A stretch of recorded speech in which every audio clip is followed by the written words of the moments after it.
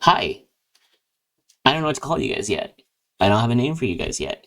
So when my audience grows, let's figure that out. So for now, hi community. Welcome to my channel. Whatever platform you're seeing me from, whatever way you're hearing me from, I welcome you. I am so excited to get to know you and get to meet you and get to share my story with you. So without further ado, my name is Cole. I will be your DM tonight. But before we get started, I would like to give a really big shout out to Meld Studios. I'm a part of the Meld Studios Creator Program, and without Meld, it would have been really hard for me to get my stream off the ground as fast and efficient and in a way that reflects what I need and how I feel about my D&D campaign. I got to make a cool like office style conversational piece while showing you the D&D map. So, if you're interested in Mouse Studios, feel free to download it. I have a code below if you want to support me and support everybody else that is a part of that program. Um, yeah, so quick thing about my D&D campaign. A couple things that I want you guys to remember throughout the story is that there are no gods. Reincarnation is a stuck cycle within inside the story, and if you are a big fan of anime, isekai is a very cool trope in this world. So, please enjoy the rest of the show.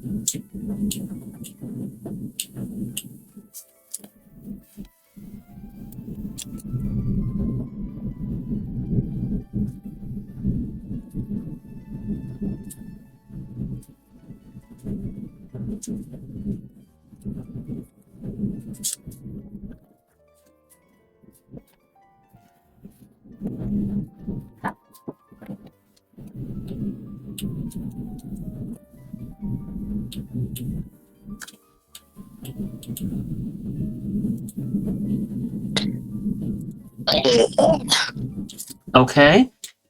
Yeah, I'm trying to breed my villagers. It's not going so well. What? I'm trying to breed my villagers. It's not going so well. In what context? I'm trying to breed my villagers.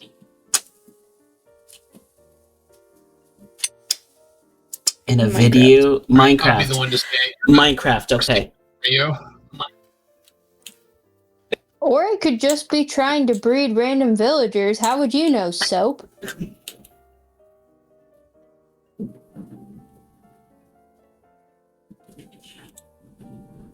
Maybe I'm just freaky like that. Mysterious and shit. I'm glad I'm making you laugh because I think Sophia's about 2 minutes from coming over here and punching me in the face. Soap, can you confirm or deny? She's not listening to me. She hates me. I think she's also getting sick coffee. I was running to get a coffee and I got back and you said something to me and I'm like, I don't know what's going on or what's happening. And then you said that I would go over there and punch you. And I said, you know what? Sure, I will. Yeah, see, I told you, I'm right. She wants to enact physical violence on me. DM, strike her down! Oh, Mm-mm. I wouldn't do that. Maybe next week. Oh, right. Next week works. Why about what makes next week so scary that you're gonna strike Soap down? Because unfortunately, we don't have a session next week. That Also, aren't you the one running a villager sex ring right now? it's not a sex ring, it's all consensual. Says you. We want to hear from the villagers. Yeah, well, they eat the food I give them and then they get horny. Yeah, that sounds a lot like drugging people. It's not Brandon, drugging, you- it's just bread. Uh-huh. Chris Hansen here Shut with Dateline. up, Go ahead and Chris take your seat. Hansen. So you You got see how this Eating works, them? right? so you got horny bread. I got horny bread. Okay. Okay. I like that. I like that for us. Horny bread. Okay, everybody. Maddie's having some difficulty, but I don't want to prolong anymore. Maddie will be here when she's here. Let's I'm here, fucking unfortunately. let's fucking Nothing's get, working still, but I'm here. It's okay. It's okay. The whole world could be being destroyed and it would still be fine. So as always, my name is Cole. I will be your DM tonight. Tonight will be session 2 of our wonderful new campaign. Let's start off with a question of the night to get everybody in character. So introduce yourselves, who you're playing, and the question that I'm about to ask. The question is, if your character went on a scuba diving trip, what would happen if they ran out of oxygen? What would they do? Who went first last time? I believe I did. you could go first, or you could pick somebody else, or I can mandate someone else to go. Isabella can go first. Damn. Why the fuck would you say that? I still got questions about the villagers. Continue. Well, they're not going to get answered in a character moment about scuba diving unless you want me to figure out how to incorporate it. Yeah, do it. That's what I was hoping for. I don't really swim, but if I were to swim and I were to go scuba diving, it would probably be because a bunch of people wanted me to go swimming, and they were all very horny people, but I'm not sure why they were horny either. That just popped into my head. It's been a while, ladies and gentlemen. The point is, I think I would just die. That's fair. That is fair. Dying is an option. And I mean, depending on what you're into, it could probably be like that asphyxiation thing all those villagers would be talking about, but I don't know anything about that.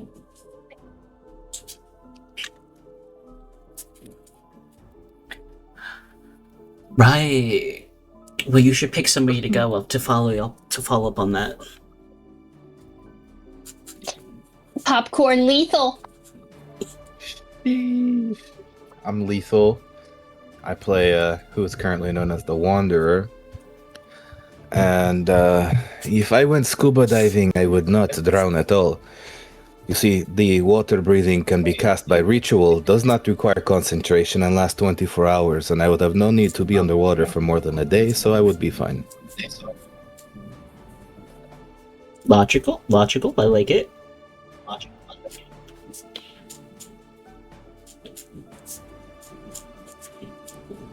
Go ahead and pick who's next, sir.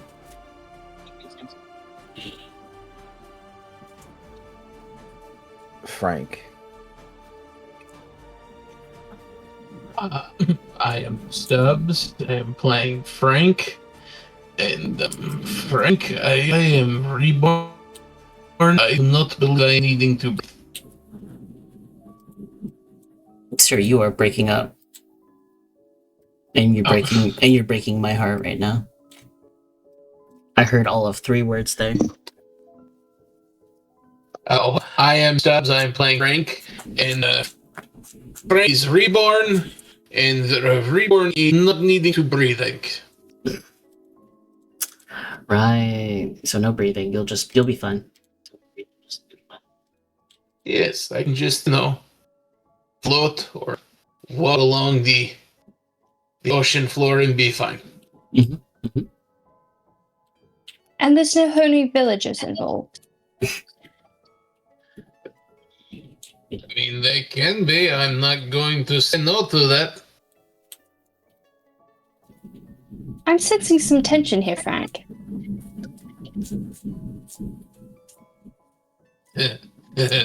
Depend.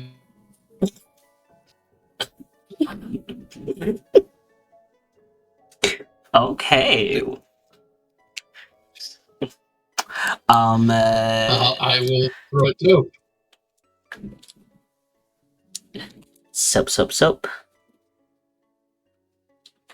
Yes, hello. I'm Soap. I'm playing Dahlia. Okay.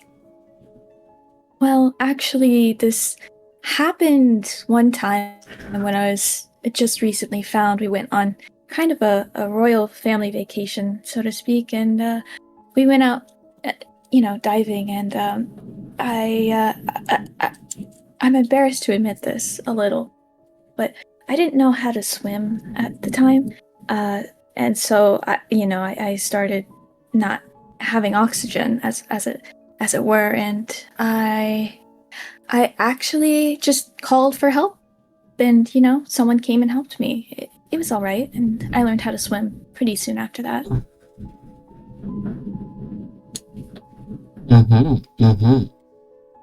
Girl forgot how to breathe. Girl forgot how to breathe.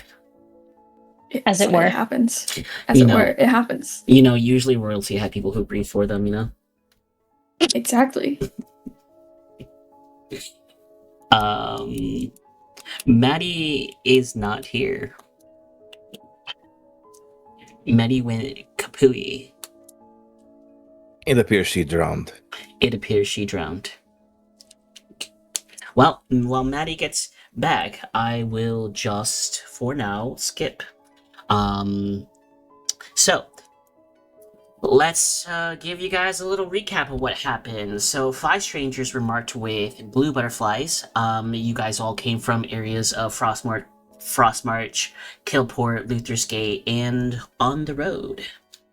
You guys all met up at the Grand Tree of Blooming Light. 100 pilgrims were offered pieces of themselves to a beautiful, radiant seed. As the offerings finished, 20 people died, pretty much right afterwards. All the dryads were silent and humble about the situation as they, took the bodies back into the tree and nourished the tree. While the festival carried on, guys were given keys to have a little time to yourself to recuperate, to rest, or whatever you needed. But that was also part of the test. The rooms became locked, windowless cells, and then a familiar voice projected, saying the second test has started. The doors unlocked, and a blue butterfly brought you guys out to this dead space where a tree in the middle is covered with bodies laying around, spiked, smashed, broke, whatever you want, but there are now 20, so the first one I think was 20, second one is 23, and just the 5 of you stand in the space. The tree has made a little grumbling noise as it might still be hungry.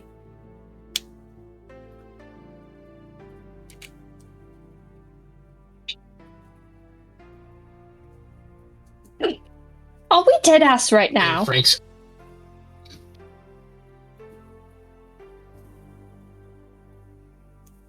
It's seen.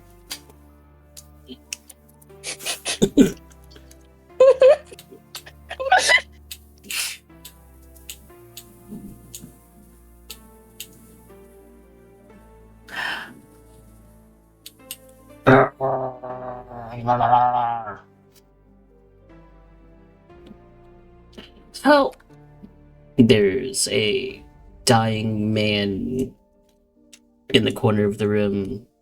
There's a gigantic tree trunk, or root, in his chest. There's not much to save. But he's screaming at you, help.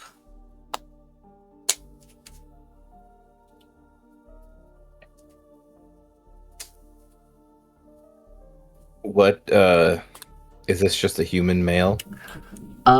It's a gnome. Oh, be so fucking for real right now. What the fuck did I get myself into? I in case you couldn't tell, I'm losing my shit. His name is Pebbles, and he is right over here. Help! There's a tree in my chest. I can't breathe. Could you perhaps say something that is not obvious? Tree! I hurt! Ugh! And he dies. For God's sakes, you think you could have died quieter. He did not really offer any information that could help.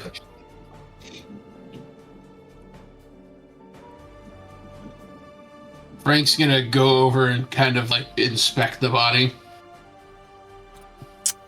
Yeah, give me a perception or an arcana.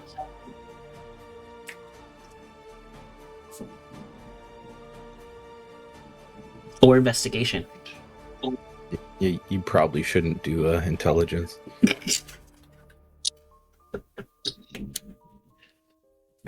My bag.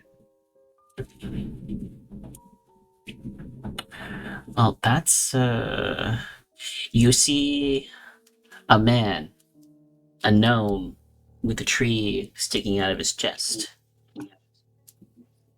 There's no blood though. There's no blood. The Wanderer is going to approach, and I'm going to do a Arcana. Shouldn't there be like lots of blood there? Oh. Yeah. There's like 22 other bodies in here. Yeah, with your nat 20, with your 29, Jesus Christ. Yeah, you can tell that the tree is absorbing all of the essence of the people here, slowly but surely. They're not dying from just, the pain of a root stuck in them. It's like their souls and everything is being sucked out of them. Does that include us? I mean, it might. The Wanderer takes several steps away from the nearest tree root. The fucking trees are trying to eat us. Frank's gonna step back, and while he's doing, he's also gonna pull his axe off of his back.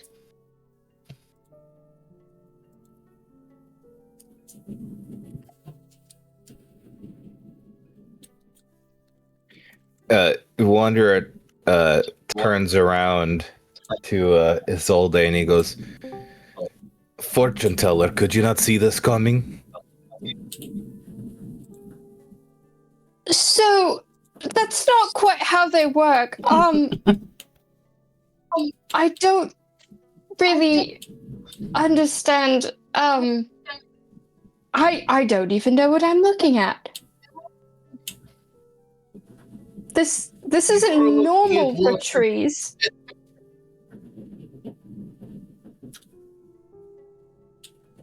And you see, none of you seem to have a problem when they were sacrificing people. And now, look, the trees are eating people.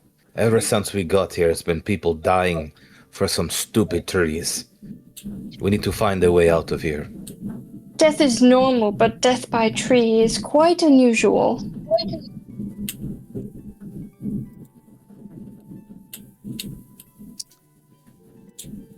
Whether it's normal or not, I'll take a hard pass.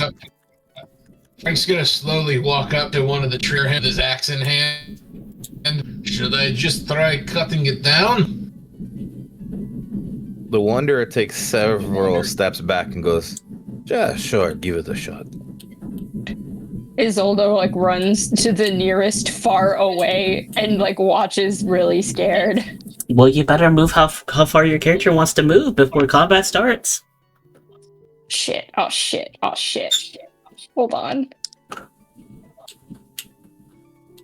Yo, somebody drag Amara's fucking lifeless body away for me real quick.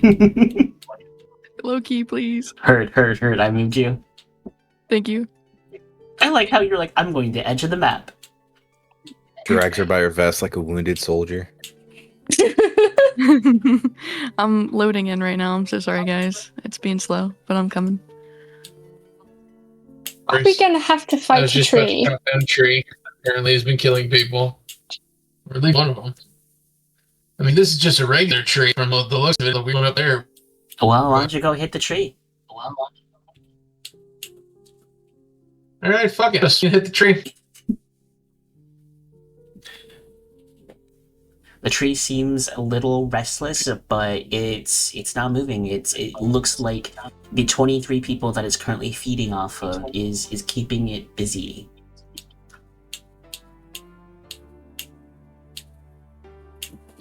I think I may have did this wrong. You might have attacked wrong. Okay, so you gotta walk up to the tree. Well, no, I'm sorry. That's just Frank. Oh, okay. Yeah, Frank's just sitting there. He may have done nothing. He said. He's saying to the group. I mean, you could hit it again, harder, with a little bit of feeling this time. Frank's just gonna give him one of those like "fuck you" looks, and then he's gonna swing it harder.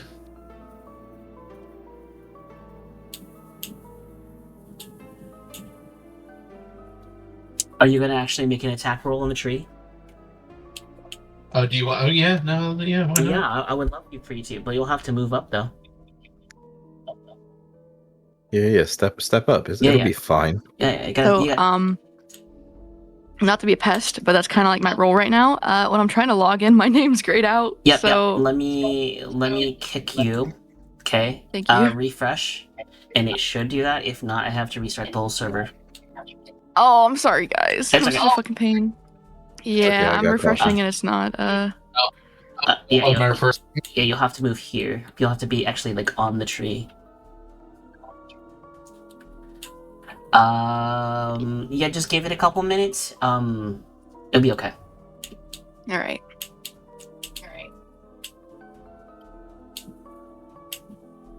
Oh, and clear your cookies. I'll try that.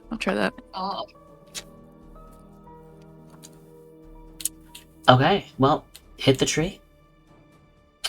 Do some damage.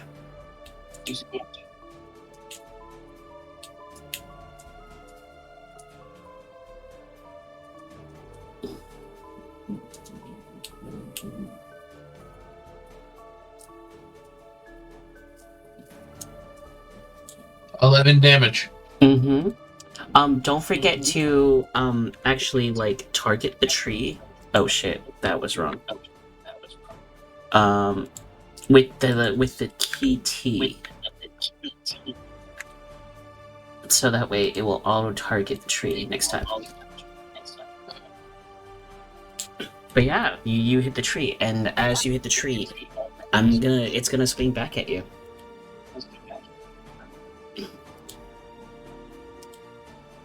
Crap. It'll be fine. Oh, Look, look, I Frank pissed off the end. But yeah, so, as the tree hits you back, I'm gonna need you to roll initiative. So, initiative, everybody, is going to be, there's two ways of doing it. You can go to your character sheet and click the initiative button underneath your character picture. Or the harder way is to add your character to the combat tracker by right-clicking and adding. So does everybody roll for initiative? Yes.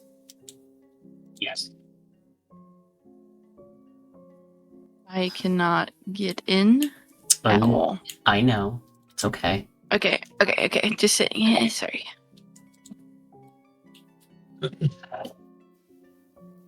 Is it too late to switch my class to druid and pick the tree side? No. Yes. Okay. If I were a druid, this would be a much more interesting situation. It would be. Okay, while we do this, give me 1 second, okay, everybody? We're gonna refresh in a second. I'm gonna return to setup. It's gonna disconnect everybody. And then I'm gonna relaunch server.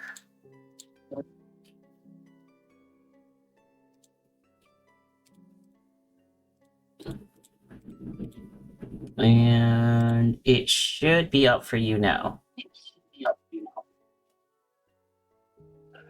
Once everybody loads back in.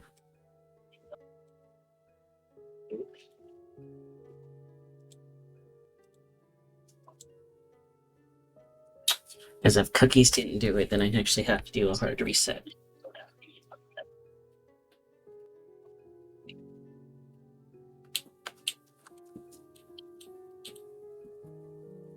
And all I'm missing is Frank for initiative. I'm in. I I got it. Thanks.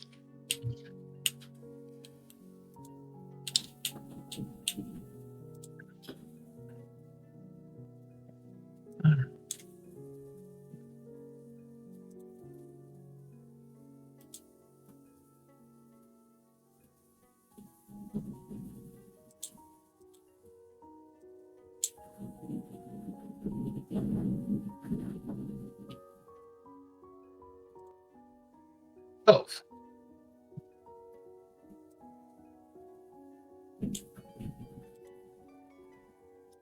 Okay, so let me start combat. Oh, I don't like that. Okay, the Wanderer, you are up first. As you can see the tree lashing back out at Frank. The Wanderer who he still has his hood over his head. He has his hand is gripping the hilt of his sword, which is down at his side, and he looks over at Frank and goes, "So you're good, right? You don't need me because, you know."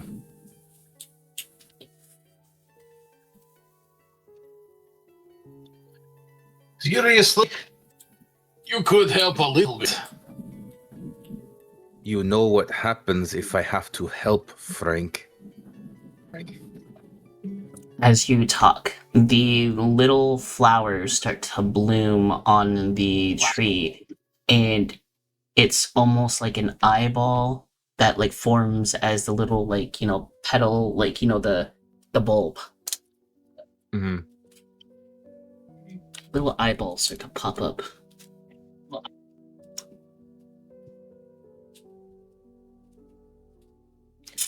And then pebbles from the other corner. Run! It dies again. Dies again. The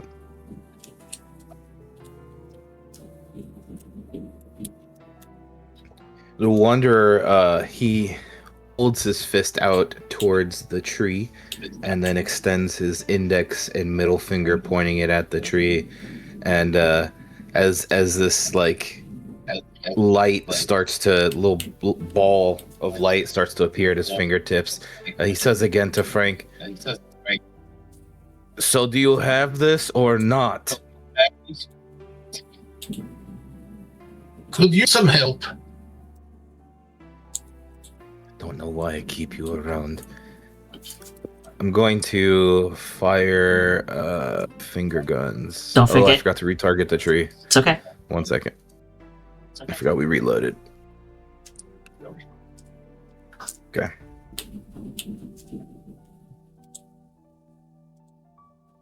One second, it's a little laggy for me here.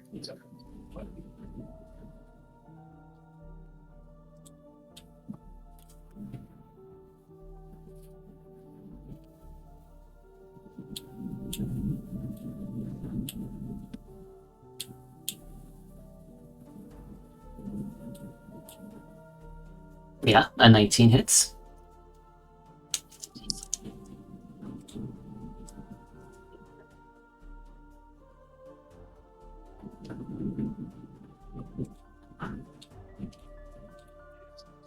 Huh. What if I do this?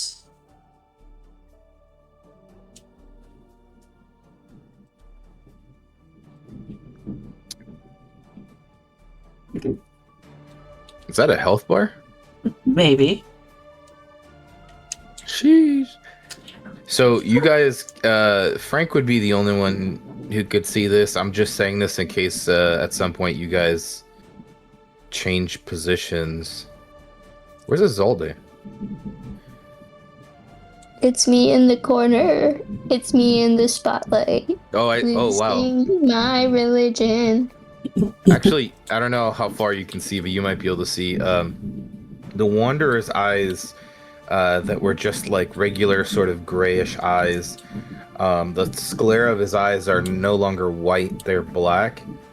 And he doesn't have pupils. The iris of his eyes it almost looks like a glowing moon in each eye. If you looked at him from that distance, probably you would just notice like a light silver glow, and his eyes are glowing unnaturally right now underneath the hood. How do I... Never mind.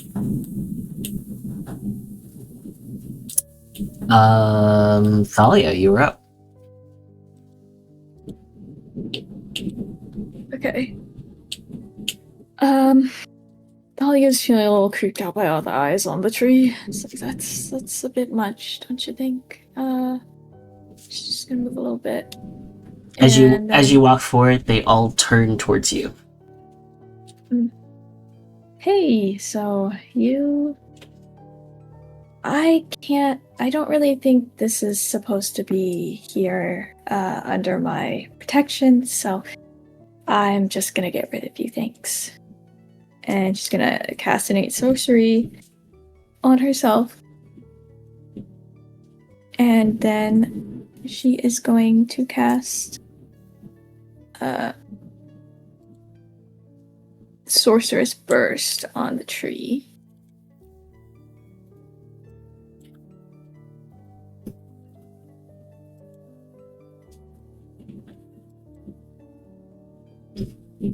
I don't know why, but I can't update your token name.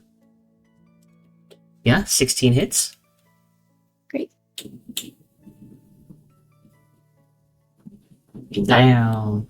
We're going strong to start off.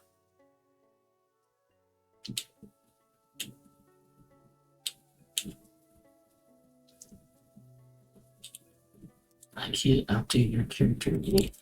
And that's it. Okay. Amara? Let's see, how far away am I from this bad boy? Like 50 feet? Yep, you're about 50 Sick. feet. Sick. About 50. Alright, I'll throw a little sorcerer's burst his way, I guess. How do I target the guy? T. Question mark. Hover T. his little square and then hit T. Okay. And then I just fucking smack him around. Maybe. Fuck. It's embarrassing. Just a little shy. Just a little shy.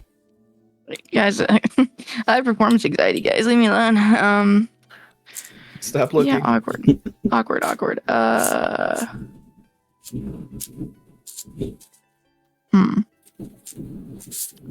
Okay, so feeling very embarrassed. I'm just I'm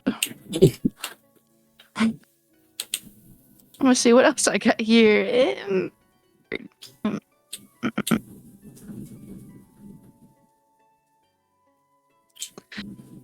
I'm gonna need some time to think here. See, let me just pass that. Okay, Frank, you're up.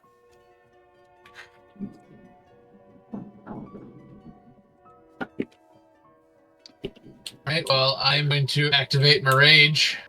Uh-huh. Ah! And Frank's going to start freaking out, and he's going to start swinging at that freaking tree.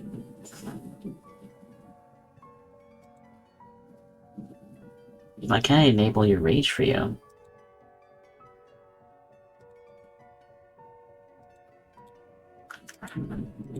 You gotta be shitting. How is that possible? Damn. And I Frank rolled misses like a two. massive tree. Damn, Frank.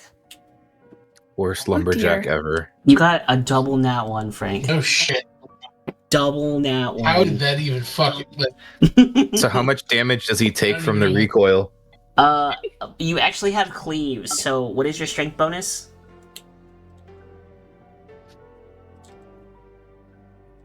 My strength bonus is +4.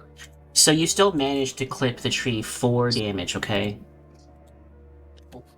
You inherited my performance anxiety. I'm sorry, bro. But what I'm gonna say is this: Awesome. the little burst from Amara like hit like right next to your foot as you go to like go to swing. So you step out of the way just slightly enough where you completely miss the tree and just like nicked it.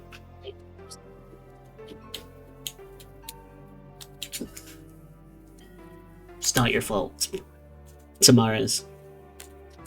That's crazy. About to get TPK'd by Way to Treebeard. go.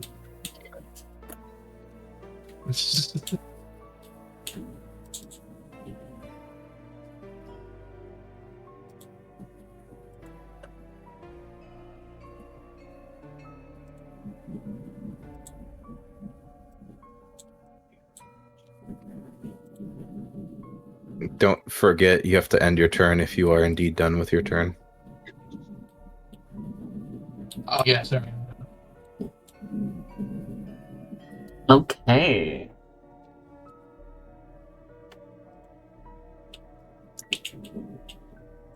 Frank, are you all good?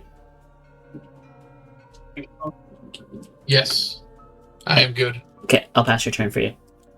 Let me see who I want to hit. Who hurt me the most that turn? Ooh. I'm gonna throw some roots at you.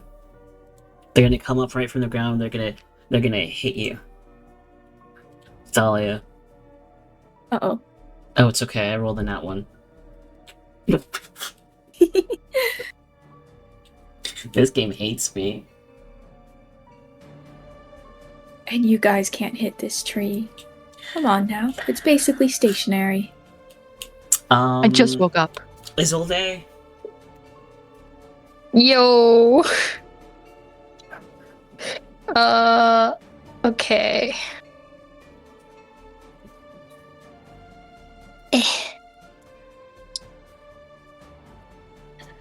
I grab oil in my shit and I throw it at the goddamn tree. And the tree misses its dex save. Yeets at the tree. Yeah. Where do I go from here? Well, I don't know. Where do you go from here? And then I gotta get closer, and then I hit it. No, it's 15 away, bitch. No, what? Okay. And then I've got. Oh fuck! You just whipped the tree. You missed. Well, the idea was there. The idea was there, definitely 100%. I'm gonna give me a D100. Let's see if, potentially, if you get anywhere from 80 and above, I'll allow you to light the tree on fire a little bit. Okay. Does that mean roll 5 d20s? No. So down at the There's a bottom, D100. there's a D100 Yeah. button. Where's the D100 button? Yeah, you have to click Alt. Oh, alt. Where's the... What? Okay, maybe not. I think you can also do /roll. Yeah, and then just /roll D100. D100. 1D100. Okay. All one word. D100. Okay. Yeah. Damn. You missed. Fuck. You also missed all of your oil. Oh. I cursed everybody, guys. I'm sorry. There's just a fucking oil puddle on the ground. And I fucking like talk, and then I look at you all like, I don't know. I've never done combat before. It sure shows. Talia's gonna look around and she's gonna sigh and kind of put her head in her hands and say, "Oh dear God, there's only one competent person in a life or death situation." I'm competent. I'm just not good at aiming. I really might be Like to mention, I just woke up. Right. And then there's an end turn button at your bar at the bottom. Where? So your combat HUD Bottom should right. automatically be up. If it's not, right click your character's token, and there's like 2 cross swords. AC combat. Yeah. And then you Okay. end turn.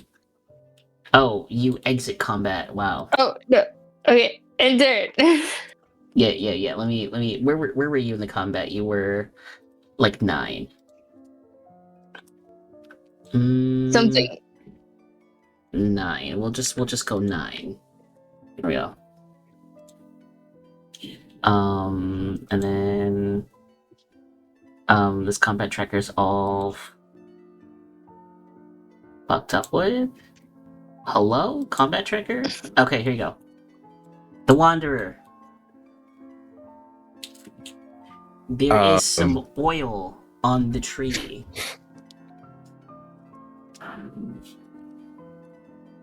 Yes.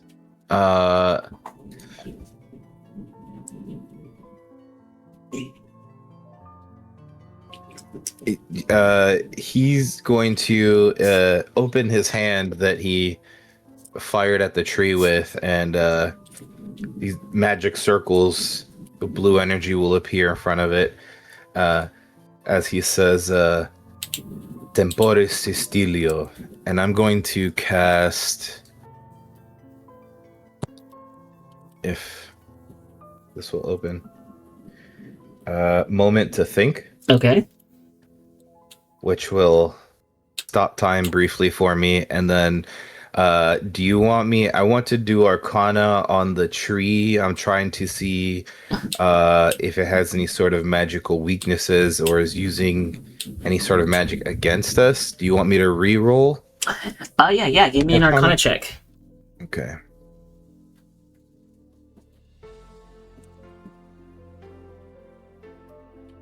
It's great use of that spell. Yeah, it's a tree, so as all things in nature, fires burn trees.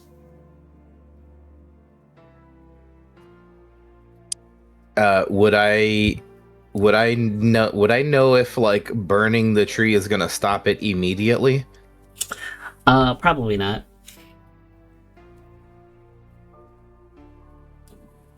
The tree looks like it's a pretty healthy tree, as it's, it's taking 23, lives slowly but surely. He his open hand, the spell circles change and a little like ball of fire starts to form at his palm. But right before he goes to cast it at the tree, he looks over at Isolde, and under his breath he goes, stupid fortune teller. And the fireball's gonna go away. The spell circles are gonna turn yellow, and I'm going to cast Sanctuary on Isolde.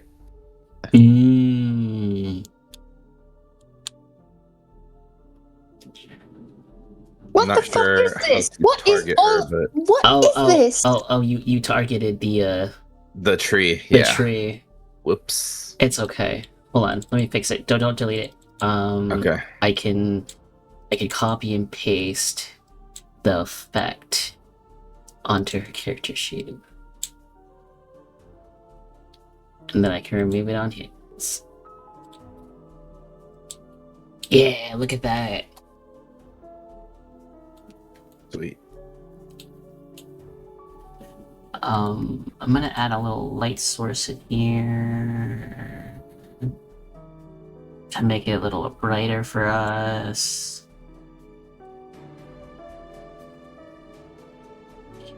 And how did you say I can get the little combat bar to pop back up because it went away? It is your right click your token, and it's the left hand corner top double swords. Yeah, right-clicking my token is doing nothing. Okay. I know the menu you're talking about. It's just not coming up at all. Let's see. Yeah. I'm not sure. I'm just gonna pass your turn for you. You can also pass your turn above on the combat tracker carousel thing. Dolly, it's your turn. All right. Try it now. See if it works.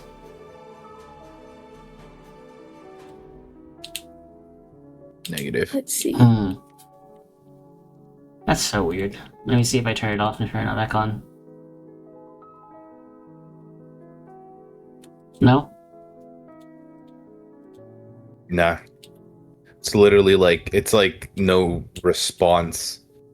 Like, Foundry's responding in general, but like when I right click, it's as though the right click does nothing. Interesting. Wait, I think I know why. Oh, because you're not on the right thing. Yeah, I think so. You're on the... It's not letting me... Yeah, you so go back to the select token. Yep, I got it. Okay. That's what it was. He hasn't kicked in yet, my bad. Talia, what do you want to do? What do you want to do? Where exactly is this oil spill? Near Isolde. Did it make it onto the tree in any capacity? Yes. Okay. And then she tried whipping the tree in the direction of where her oil is and missed completely. Right. Yeah. All right. Well, Thalia is she's just gonna cast a spell Fire Flare onto this tree. Okay. And aim for the oil. Make an attempt to aim for the oil. That is. Is that fire magic? It is fire magic. Yes.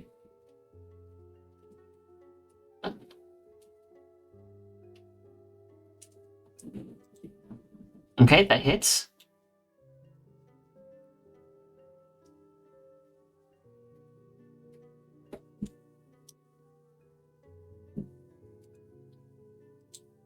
Ooh, that says radiant damage. Hold on. Yeah, it says it's fire, but it's radiant damage. Yeah, it says you a brilliant fire.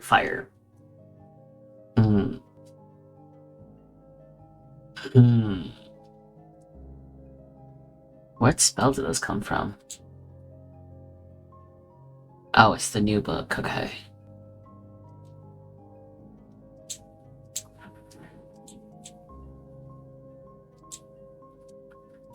Well, I kind of like it being fire more, so give me 1 second. I'm just gonna change this to fire. Or I'll just add it to do fire also. Again, you can also do fire. Whatever your choice. Okay, so, if you're choosing to hit this with fire, and you're choosing to hit the oil, you're going to do double the damage, and 5 extra damage for the oil. So 17 times 2 would be 34. Plus 5 would be 39.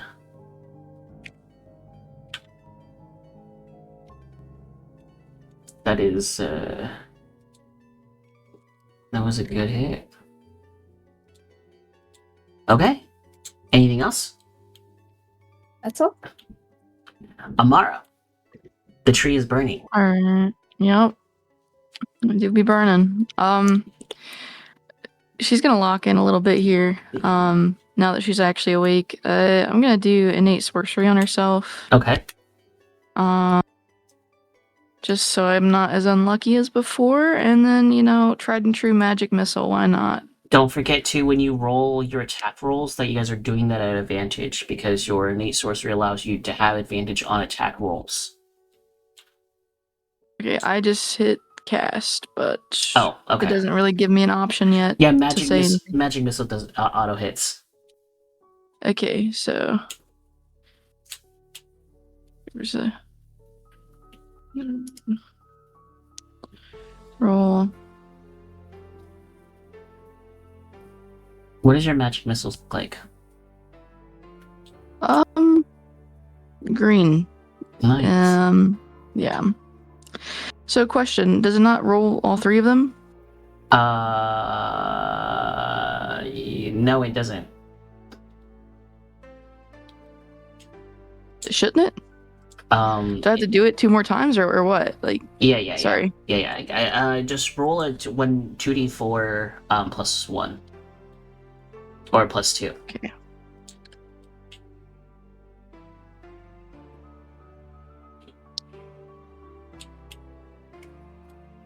So I just do the roll 2d4 and then we'll just add 2 on top of it, or what? Yes, or that Sorry, works. okay. That works. Or you could type in plus 2. So that way we don't have to do I'm extra math. trying, but it says no packages detected when I try to send that in the chat. Are you spacing it? Like roll like 2d4 and then space plus 2? That worked, I think. Okay. Sick. Minus 5. Okay. Anything else for you, Amara? That's all, thank you. Frank.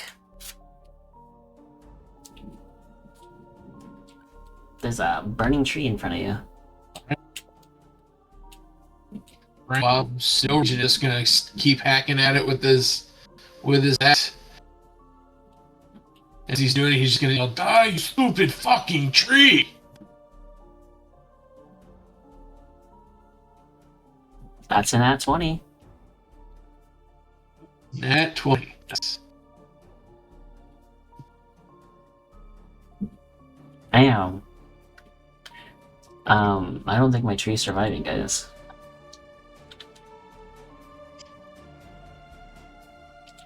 Okay. It's a good thing Frank doesn't have 2 attacks, right? And then, while raid my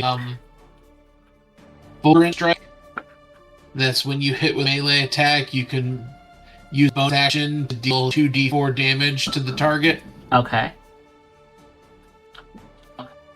So So roll me that I'm 2d4. gonna do another 2d4.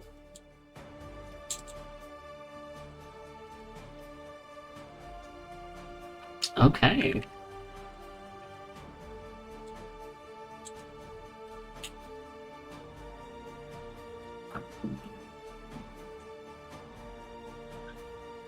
And that will be my turn. Okay. So as the tree gets burned and whacked, right? I don't know why I said that. It's going to eventually strike out at each and every one of you. But unfortunately for Isolde, I will need to roll a wisdom saving throw, right? Of a 14, 15? 14 or 15. Or 16. The wonder. Sorry, So- what? What's your spell save CD?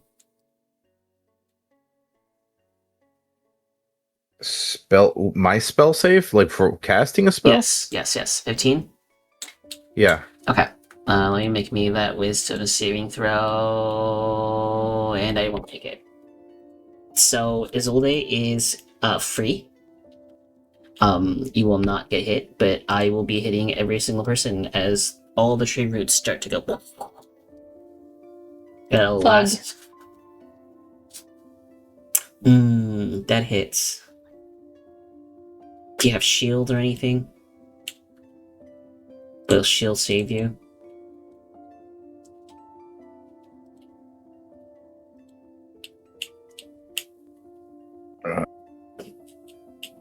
I thought yeah, I do. But will it save you? For a 20? Yes. No. Okay. No, I'm not. Then you close the. Yeah, there you go. Thank you. Perfect. I'm gonna get Thalia up in here. Oh hell yeah! Does a 16 hit? And do you have shield? No. Do you have another pop-up that pops up on your screen? to ask you to do something? Yes, it's only mirror magic, and I'm not gonna learn this attack. Okay. You don't wanna go slam? I'm good. Unfortunately, this is gonna be at disadvantage for Amara. Amara, does a 12 hit you? Oh my god. Girly pop. Wait, what? Many What? of you may die, girly but it poppin'? is a sacrifice I Girly am pop. willing to make. Shield, get wrecked. What? Okay, good. And then one at Frank.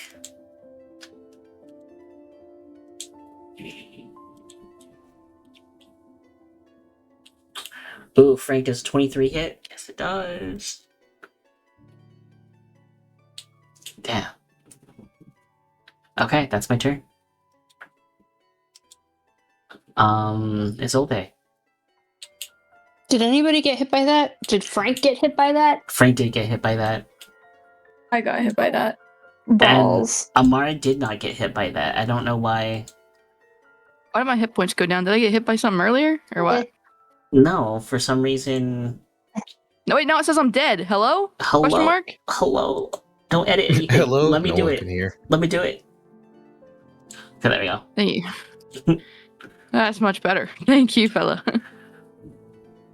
I like scramble over to Frank and I'm like, here, your hands. And I like smack my hands on him and I'm trying to like Yeah. recover because I'm like shaking. I'm like fucking horrified right now. Yeah, so what does that look like to you, to everybody else? So, after I watch the tree like attempt slash succeed to fuck with everybody, and I see it slam into Frank, I'm like, oh fuck, oh fuck, oh fuck, oh fuck. Because he's like the closest one to me, so I think that if I get like I don't think I would understand the concept of somebody like casting protection over me, so I'm like, I'm vulnerable. He's the closest thing. I gotta make sure he's fine so that he can fight for me. And so I run over and like my hands are like fucking shaking and then they start doing this weird like glowing shit and I'm like, okay, this gotta mean something. And then I just like I touch him on his shoulder or wherever, like, and I just like I smack him and I'm like, be better, and I'm like shaking him. Meanwhile, Thalio's over there, like, punched over, like, dying too. Ouch. Yeah, but Frank's full Okay. HP again. And Frank Ranger, I also didn't know you could overtime him. Frank looks, there's no blood on him now. He's fully healed. He looks, red as rain.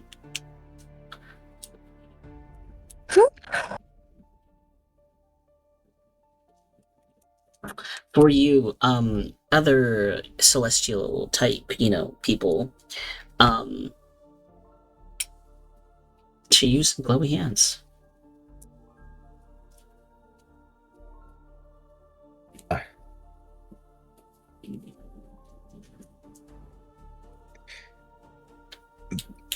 After getting hit, the Wanderer's hood sort of gets knocked back, and his eyes are glowing very bright now. And it was a physical attack, right? Mm-hmm. Just a bunch of roots. He's gonna wipe some blood off of his lip, and just under his breath say, "Fuck this," and you're gonna see a halo appear over his head that looks like it's like made of black flames, and black feathered wings sprout from his back. And I'm gonna bonus action activate the Blade Song, which is where? It's in your little combat thing at the bottom. You can click it at the very, very bottom. It's in bonus section. I see. It just says Blitzsong.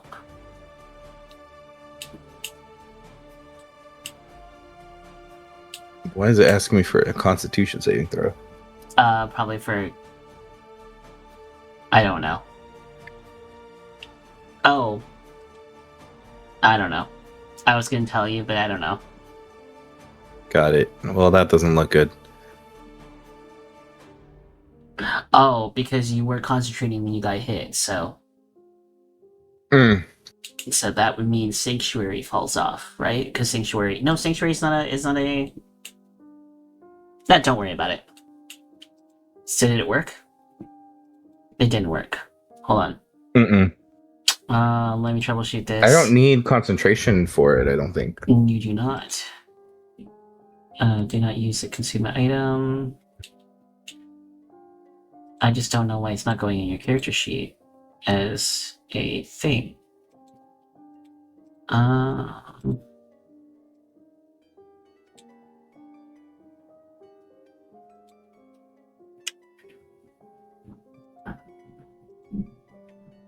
I don't know. I will have to look into that. So just for now, remember that you have all your blade song active. So it's what 10 feet of movement. And then it's gonna be 19 AC right now. Okay. No, I'll remember It that. just And- came up asking me to do it. Just what? It just came up on mine asking me to Constitution saving throw. Am I, like, in your way or something? Yeah, I don't know. No, I haven't done anything yet. Okay, I'm to close then.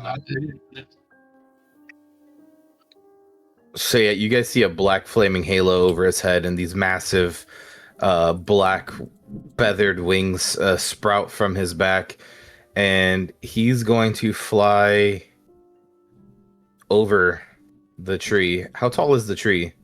It's pretty big. I would say at least like 16 to 17 feet tall. Okay, I'm gonna get above the tree, and as he starts to say a word in another language, his eyes like glow twice as bright, and I'm gonna cast the lag. Yeah, this map does not like me right now. I'm gonna cast Dragon's Breath on the tree. Okay. And it's gonna come out as a blue flame. Okay.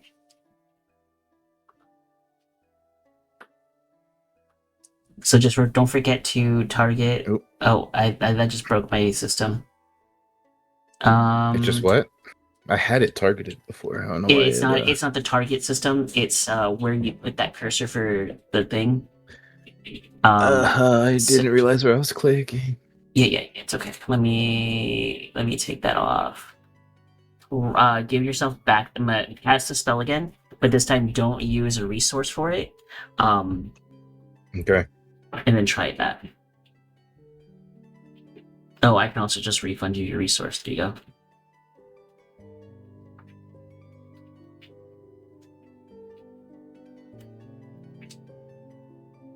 All you gotta do is hit that. All you have to do is somewhere in that red box.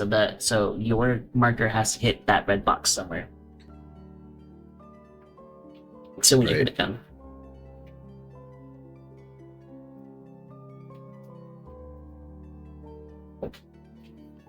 Oh, I see. Oh, that's it. Your friends too. Yeah, I don't know how to rotate it. It's gonna be your middle mouse wheel. I was doing that. Maybe I had to push it down. Sorry, Frank. It'd be alright. It'll be alright. Shit's hot! It'll be alright. So go ahead and roll your damage. Should give you an option to roll damage, right? It did not. Okay, I don't know how to use this. Hold on a second, let me...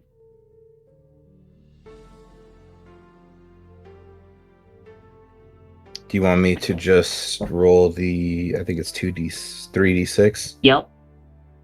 I love these Okay. spells right now. They're not working. It's okay. Give me a nice 3d6. Now multiply that by 2 and add 5. 33. Okay, how do you want to do this? Um, I had exactly as he 32. as he like breathes flame straight down on the tree. I want it to be like concentrated down the tree trunk and just sort of make it explode from the inside out. Mm. The tree starts to wither away, and the energy that you could see it sapping from all the dead bodies start to um cease, and they're still dead, but they're not being consumed as the tree starts to. You guys watch for the next 5 minutes or so. The tree just burning and withering away to dust.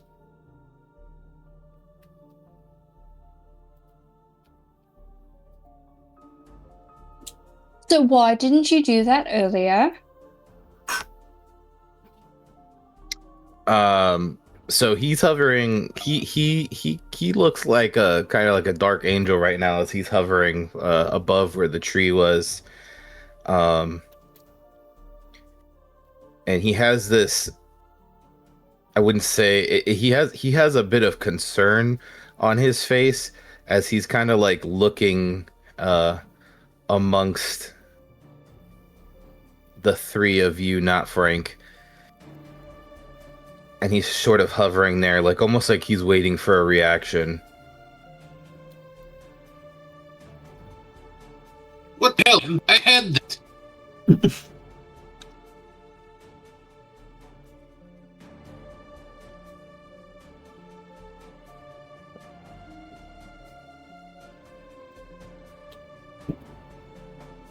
Thalia, while I'm at it, when you cast innate sorcery, what does that look like to you? Like, what does your little power boost look like to everybody else too? Like, um, does it do anything extra special or anything like that?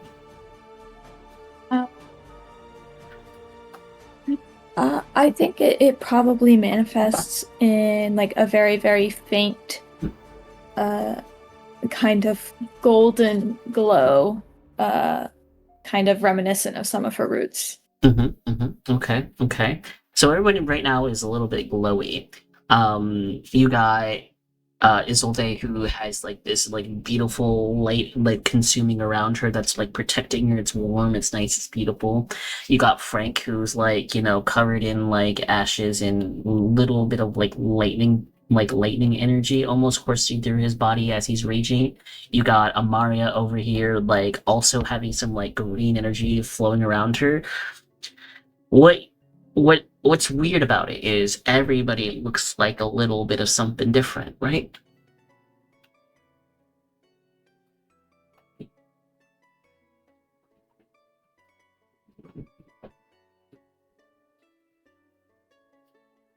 I'm gonna write some notes while you guys talk.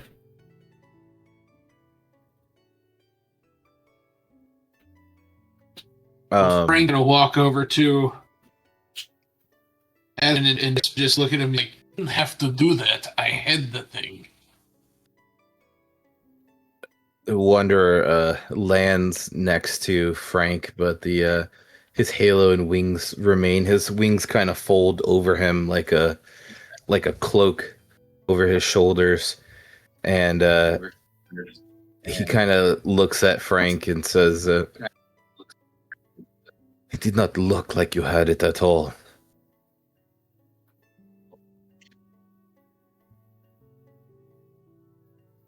What are you talking about? They were dead. Yeah, it did not feel like you had it at all when it hit us all with its roots.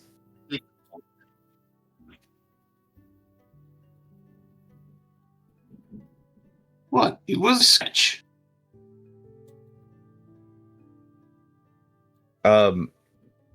Is there anything that? So the energy around Isolde is still my sanctuary, right? Amara, as you walk up, What do you feel right now?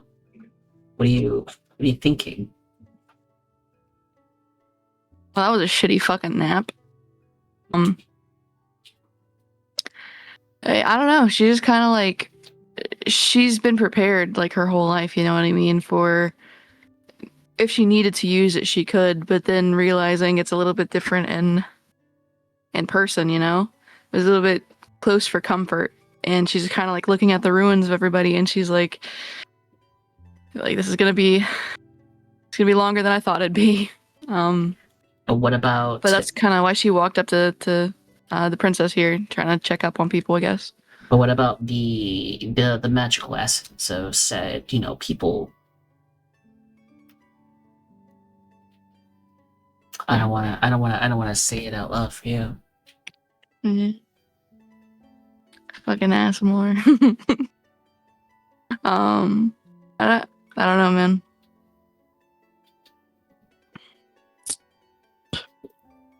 Well, fucking Asmar, it's not what you actually said, right? No. Okay. We're thinking it, but we're not saying it. Thalia's kinda hurt, but not like too much, right? You're just bloodied. The Wanderer is like half health almost.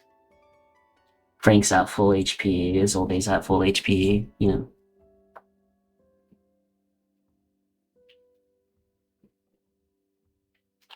Let's not get shy right now, guys. I guess Isolde walks up to the Wanderer and Frank and goes, "Well, I don't like having to do this, but I have to thank you."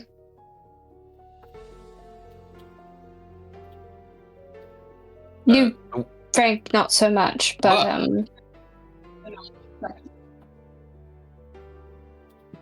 The Wanderer is gonna sort of do a motion with his hand and end the sanctuary on her, and he's kind of giving you a side eye, like he's surprised by your demeanor, and he goes, "You said something about us helping each other, so I thought maybe I shouldn't let you die yet." well, I can assure you, I was raised with manners, and I know when to thank people when they save your life. Or maybe, Well, maybe, you're welcome. Shut up, Frank. No one's talking to you. You're welcome. You're welcome. And I am not a stupid fortune teller. I doesn't respond as she walks away. I don't think she likes you that much. If it were up to you, everyone would have got thrown everywhere by tree roots, so I don't really think you should be speaking right now. How tree's dead, we are alive. What is wrong? You got your ass whooped by a tree, Frank. So as the tree becomes completely ash, the bodies start to like seep into the ground slowly as like the dirt around them starts to when you see like dirt like bury somebody, it's like cool. Does that make sense? It's like Yeah. Can I hear anything yet? No. Oh, actually, Pebbles was the last most conscious person. He's laying right next to you over there. His arm is still stretched out as he's trying to tell you to run. There is this lingering emotional I don't know, empathy for the moment. He's still shocked, but his soul is here. It's not being devoured. It will move on to another place. But that's the only one. You know that in this moment, Pebbles will be reborn somewhere.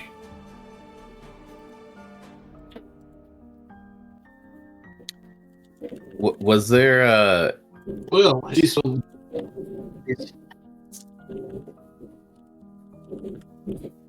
was there anything that stood out about any of the magic that anyone used that the Wanderer would have seen? I mean, yes, I tried pointing that out earlier. So, Isolde healed somebody with her hands. You see some innate spellcasters in Amara and Thala in terms of like there's like this magical energy that they're pulling from. And of course Frank, he's a monster himself.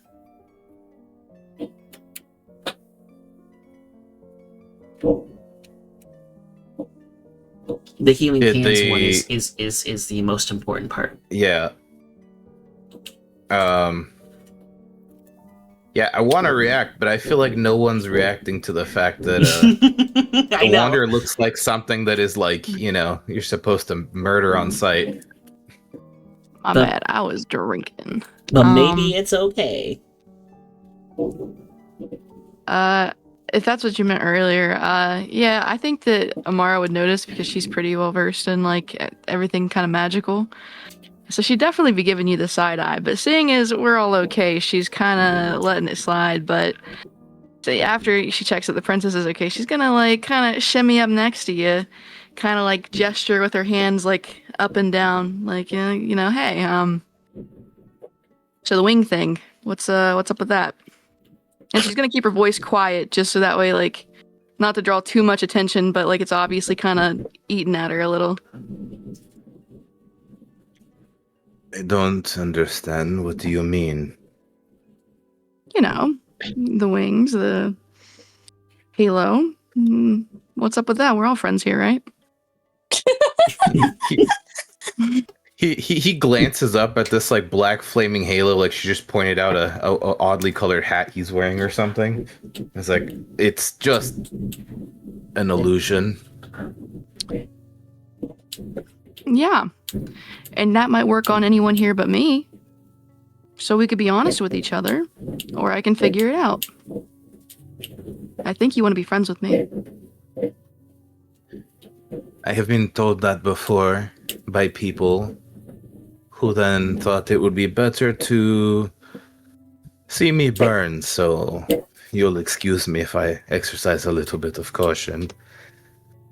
As he says that, you see the halo starts to like sort of fizzle out of sight, and his wings, like as they disappear, they leave behind like this trail of like black feathers that just kind of slowly fall to the ground. Make me Amara, make me an insight check, and anybody else who wants to insight check each other, you'll just need to let me know who you're inciting. For Amara, it's going to be a generalized insight of the situation. Yeah, I'll roll for Amara since she's talking to me.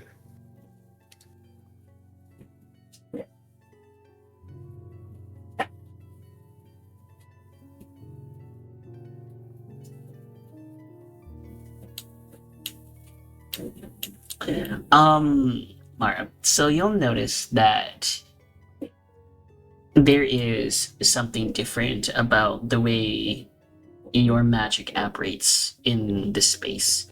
The way Thalia's magic operates in this space. It's like you're connected, but like different vast sources of where your magic comes from. And you feel like there is this distance between you almost. The same with the Wanderer. It's different. There is this almost like the word divinity can't come to mind, but it's not of this world. And you know that. You understand that all of these kids that come from another world all have a little something different. This is rare. This is really rare. And then you watched Isolde heal somebody with her hands. It's not the same way you would be, casting a spell to heal. There was no incantation, there was nothing. There was just hands. The Wanderer.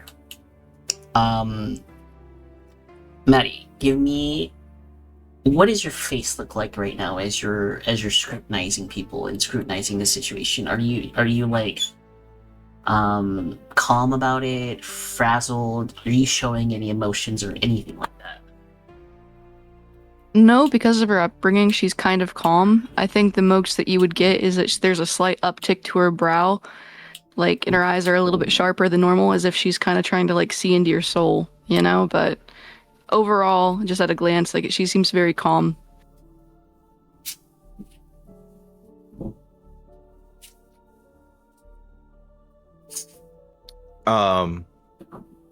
Did you respond to the last thing he said? I think I got. About the people trying to burn him thing, sorry, we got into the roles. I didn't respond to that, no. No, that's fine, that's fine. I understand that better than anyone else here. But considering that tree that we just had to fight,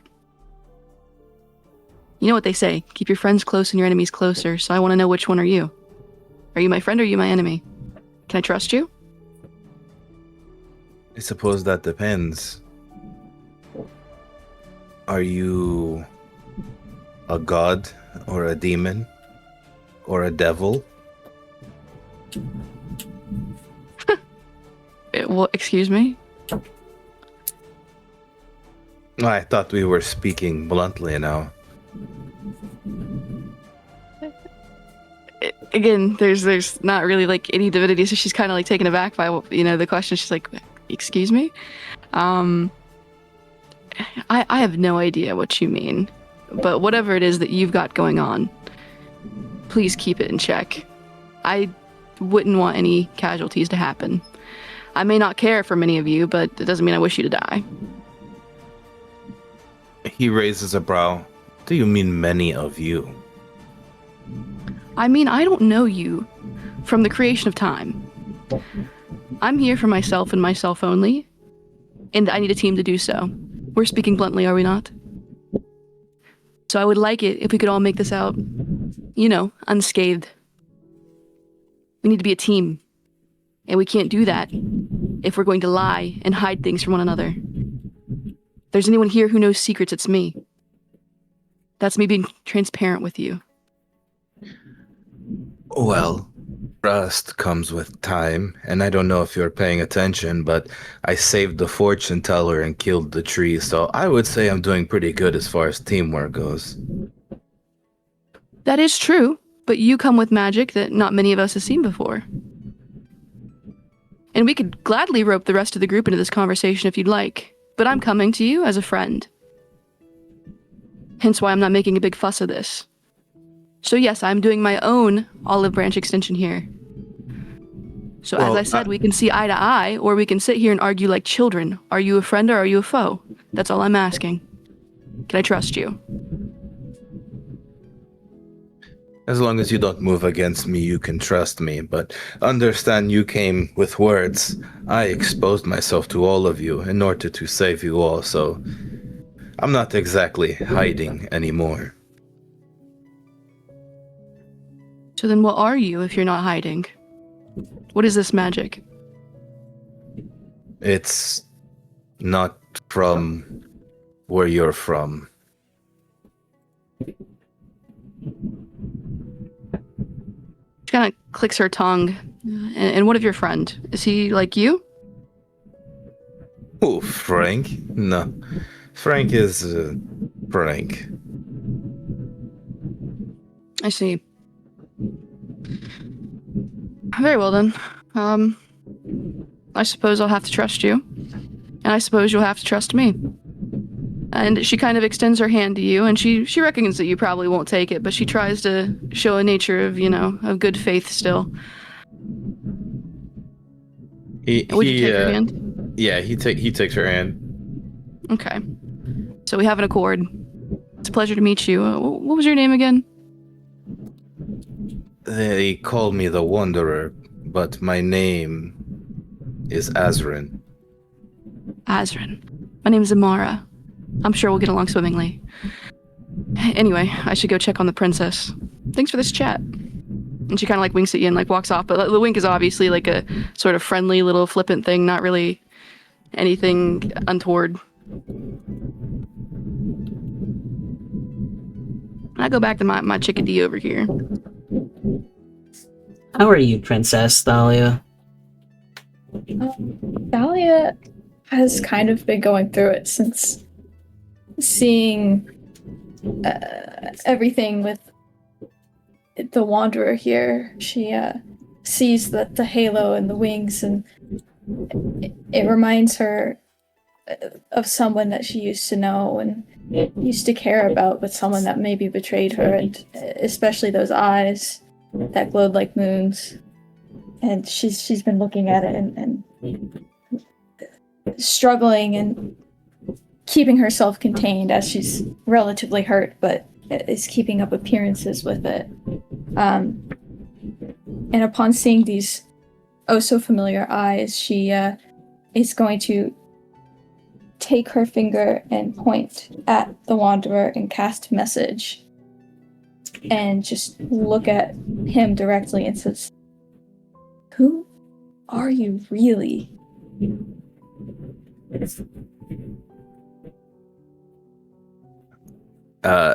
He was walking over to Isolde and stops when he hears a voice in his head, and he's looking at her and has heard her voice and has now spoke to Amara, so he kind of turns and looks at Thalia because he hasn't really interacted with her, and his eyes kind of like get narrow, and he's giving her like when he first turns and looks at you, there's almost a little bit of like attitude because you just kind of popped into his head, but then he's looking at you.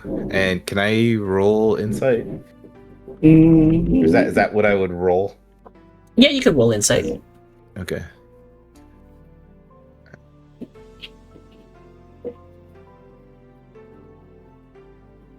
And then I'll let Thalia decide of what she gives you.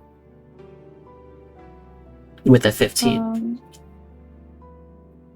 What are you looking at insight specifically? So not magically, just like physically. Like he hasn't gotten like within 10 feet of you or spoken to you. He's hearing your voice for the first time in his head. So like I said, he kind of turns around like, who the fuck's in my head? But then he's like really like looking at you. And he's pretty studious anyways, being a wizard. So like what, if anything, physically would he like notice aside from you just being like a tiefling? Yeah. He would probably notice most clearly her eyes, as they're not normal or they're not usual for people around in this world. They are a super bright kind of silver gray and kind of have almost like a glow to them, and she's looking at you very, very intensely right now, as she's kind of confused and shocked. And then you probably would definitely notice the tiefling horns going into a halo, which probably is quite odd for even a tiefling, even though that tieflings themselves are fairly uncommon in this world as it is. He stares for a moment before saying, "I'm just a wanderer." But he's kind of like stopped in his tracks, and like his body would still be like facing Isolde because he was walking towards her, but his head is like turned towards you, like almost like he froze mid-step. Thalia hears that and just kind of very quickly looks away and kind of whispers to herself, "Right. Couldn't be anyone else, could it?" And she turns over to Amara and says, "Are you all right? I'm really glad we kind of dealt with that tree very quickly." Yeah, I'm fine, but you look a little bit banged up. I'll admit that I'm not very versed in medicine, but I could take a look if you'd like. Oh, that's all right. It doesn't even. I'm truly not doing that badly. I wouldn't worry about it. She says as she's like wiping off blood from her legs and arms from being scratched up. Really, I'm not even hurting too badly. Can I like roll for medicine to see if I could tell that she's like really hurt or not? Like if she's bullshitting me. Oh, yeah, I mean, you could tell she got beat up. Like there is a couple stretch marks on her. I Like bet. you don't have to. She's bloodied. So in a bloody stance, there's Yeah. there's probably some blood spewing out of the side of her mouth a little bit. Maybe her arms a little tattered up from where the root hit her, or her leg, whichever you want to go with. You know what though? Can I fucking use a little prestidigitation to clean the blood off of her? Yeah. Fucking just like a wave of her hand and then Blood's bing, bam, gone, boom, but prestidigitation. pain's still in. Yeah. Hey, I mean, at least we can see the wound better. I mean, Isolde, smacked her hands on Frank earlier and it seemed to work. Maybe she can do more. I'll go get her. You just kind of wait here, and I go scurry off to the girl over here. Yeah. So, as the Wanderer and Amara both walk up to Isolde, because I'm assuming you guys are gonna both walk up to her at this point. Frank, what are you doing? What is good old Frank doing? Frank is sitting on a boulder, cleaning his axe. Stupid tree stomachs. Yeah, is that how you feel? Yeah. Yeah. Okay. I like it. He's mad he didn't get the pop ult. I can see that. But yeah, so Isolde, as these two people start like walking towards you, what do you want to do? I'll give you a moment before they arrive.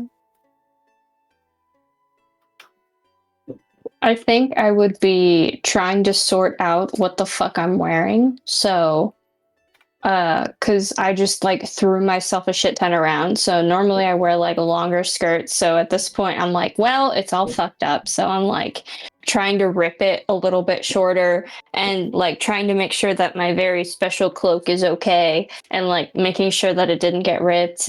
And then I'm like tossing off shawls because clearly my identity doesn't matter. Nobody recognizes me here. So I'm just like ripping shit off and trying to like fix my hair. And I'm just like, oh, fucking mess. All this embroidery's gone to shit. And like, I'm kind of pissed off. Yeah, within like maybe like 5 minutes of you tussling everything around, the Wanderer and Amara come from two different directions. I look visibly surprised. Can I help you? Wanderer starts to talk and he sees Amara and he just kind of like motions with his hand and goes, "You first." Kind of point behind me. Princess is kind of banged up. You kind of smacked your hands on Frank earlier and it seemed to work. So I have never healed my life, to be honest with you. So if you know anything, when you have a moment, it would be greatly appreciated. Very understandable request. However, I don't know what I did. I've never taken a health course in my life, darling. I don't have the foggiest idea what I did. Is that going to be a deception or a persuasion truth? You should roll that to me privately.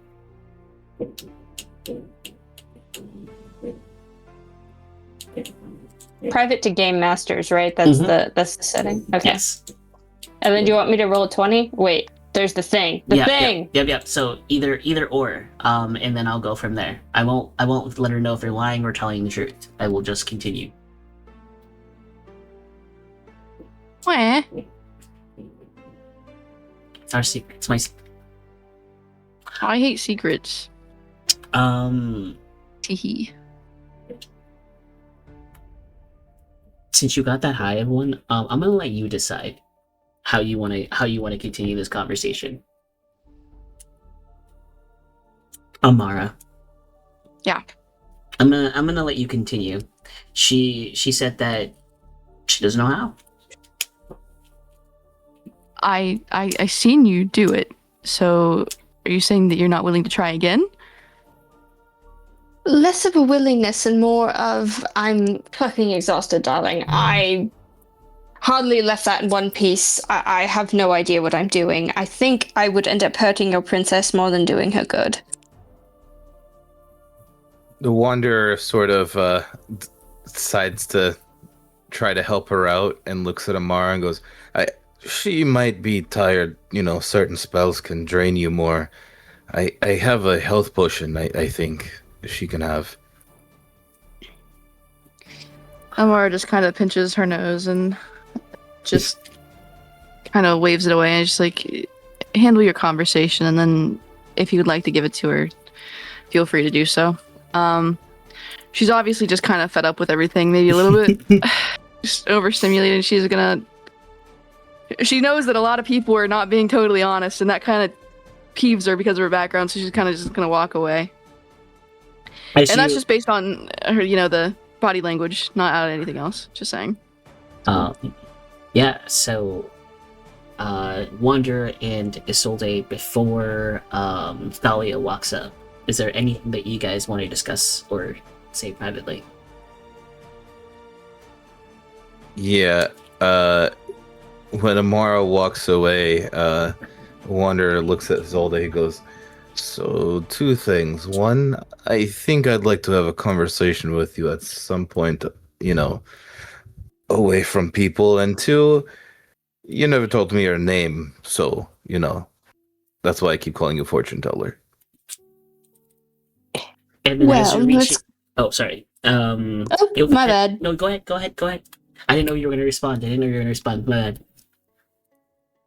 Well, thank you for the lovely epithet, darling, but I think you'll have to call me by my name, Isolde. And I don't hope you mean anything untoward. I am a married woman. I don't find that quite appropriate, if that's what you're suggesting. He kind of gives her like a WTF type of a look and goes, I don't know what kind of men you're around that would start hitting on you post-combat with a giant tree, but that was not what I was intending. Bless, okay. Ooh, just had to clear that one up. I take that back. You've met Frank. I'm not Frank. Your friend is cute, but not that cute, unfortunately. You thinking he's cute at all says more about you than him. I am close enough to hear this conversation, right? I mean, he wouldn't be talking. He wouldn't be talking loud because Amara. I'm assuming she looks like she does in her photo, like an elf, right? Mm-hmm. Yeah. Yeah. He would be talking very low, assuming she has very good hearing. So I don't. I mean, did you just say a girl with big ears? Did you just say a girl with big ears hears a lot of things? I said elves hear a lot of things. Damn. Racism. It's racism. It's racism. Discrimination. I have pointy ears too. What you mean? Discrimination. I have pointy ears and gray skin. So if anything, minority trump card in D&D. Just saying. Right. Oh, we're playing identity politics in D&D. If anything, the tiefling has it worse than all of us. The tiefling is rich. That doesn't negate her struggle. But Frank, give me a persuasion. Give me a perception check, and above a 17, you could hear the conversation. Otherwise, it's going to be a private conversation. But you are within 10 feet. Loki, if he succeeds, oh, never mind. Never mind. I'm not gonna say anything. I was gonna say if he succeeds, I want to roll 2 because I want to pat him on the shoulder and say it's all right, buddy. But he don't fucking hear shit, so Damn. we're good. I'm gonna say you're Yeah. distracted Another by. nap. I'm gonna say you're distracted by this big shiny door that popped up in the middle of nowhere. While everyone's having this conversation, you're just staring at a door. Fight the door. Where is that? Just like, is it where the tree used to be? Yeah, or... yeah, yeah. I'll drop a little square for you. I'll even add some text to it. Door. Play door. That's a door. Door as hell. Cash money. But yeah, as you're fiddling around in your bag, trying to get that health potion, Dahlia actually walks up right behind you. Yeah, Thalia just walks up to the group and kind of addresses everyone, kind of a little, maybe perhaps a little vaguely, and just says, "Is everyone all right? That was really not what I was hoping for today. But as long as everyone's all right." I'm doing well, my lady. Thank you. Can someone get her a health potion, please? Like, Jesus Christ. Yeah, above table, it's not showing up in my inventory, but I was pretty sure I bought a single health potion. Oh, sick. Nice. I feel I'm like quite That all was right. in character. Sorry, I wasn't being sassy to you. Like, out of character. I'm just gonna copy this health potion, duplicate, and I'm just gonna drop it on your sheet. I gave you a health potion.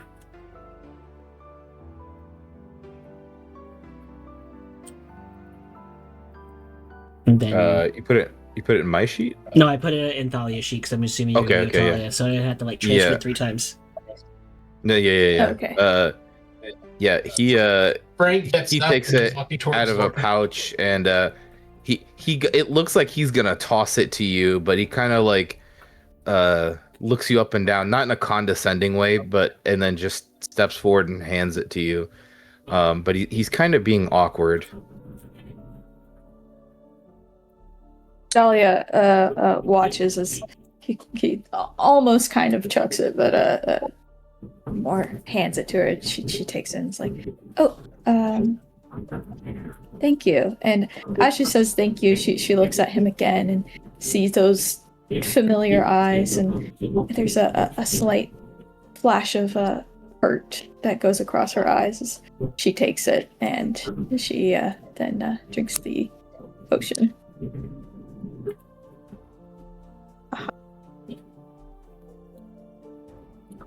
But yeah, You all are doing this. Frank's up, walking over to the door, and he looks at everybody. Am I the only person who noticed these doors show up? as you say that, and if anyone turns around to look at the door, it's there. Holy hell, it's a door. All right, guys, we going to fight another tree?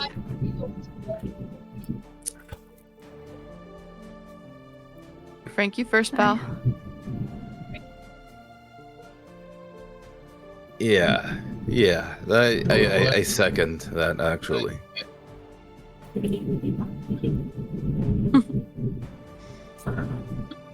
As Frank walks into the door, you're in a room full of flowers and butterflies, more butterflies than you can count. Let me keep putting everybody on here one by one. Who am I missing? Me. Yes. You. But there are butterflies everywhere.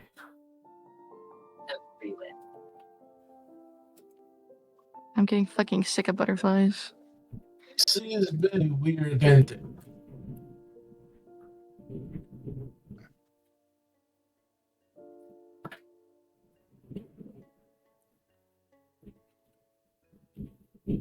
It's The dryad at the end, is that the same one that we saw by the tree before? uh-huh.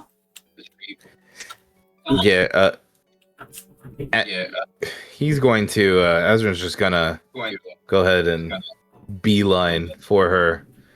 Ah, I'm if gonna it follow isn't him. one of our new pilgrims. And she like looks, she points over to like this grand, like blooming, like blue flower. And inside that blue flower is like a book that's open. She puts her hand on the book. When she does that, Azrin draws his sword and points it at her. She kind of cocks her head and looks at you. You can put that down now. No, first you can explain why I just fought a fucking tree. The tree is a test. A test. A test that if you fail, you die. Well, of course. I don't remember agreeing to this test. You don't agree. The tree agrees. The world agrees. We agree. So you agreeing on my behalf, that seems a little anti-free will, wouldn't you say? Well, you're here, aren't you? Not of my own accord. He takes one step up. Everything you're describing, the sacrifices, the deciding for other people, it sounds an awful lot like divinity to me. We feed the world feeds us. It's the cycle that we must protect. Well, maybe from now on you could stop feeding us bullshit and tell us what's really happening. You have been chosen to go on an adventure. Isn't that more than anything I could say? Frank, I think this nice dryad lady might need to be smashed. Oh, whoa, guys! And I think she's gonna kind of come up and put her hand on both of you and be like, guys, let's not be too hasty here. She's gonna kind of suddenly point to the two big dryads like accompanying her. She's like, just talk about this, okay? I'm as frustrated as you are, but surely we can talk about this. And she's gonna kind of squeeze their arms just ever so slightly to kind of remind them that we were just in a fight and we should probably just relax a little bit. I'm gonna touch it. The book? The flower. Okay, so the flower actually is like holding a book, right? It's a big ass book, and when I mean like a book, like a big ass book, I mean like imagine like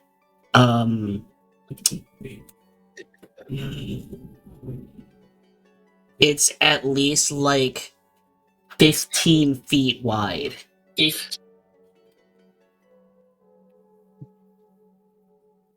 And as you touch the flower, it the petal that you touch turns like this almost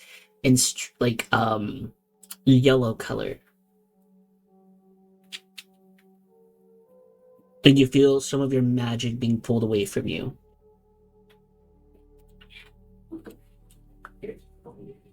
This demands payment to read, I suppose. Of course. Everything demands a payment. How much? It depends. As she puts her hands on the book and like caresses it. The name tells the road who you claim to be. The keepsake tells the road what you are afraid to lose. The farewells, the road of what part of your life and how many of it will not return. Everything here is about the road forward.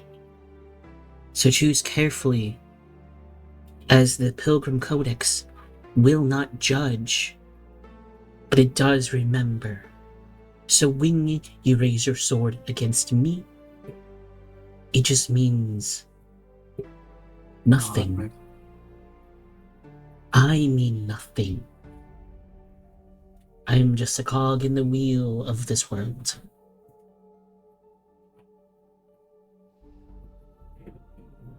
Azrin flips his sword and slides it into the sheath, but his eyes still shooting daggers through her. So, when do we meet the person who is not the cog? Never.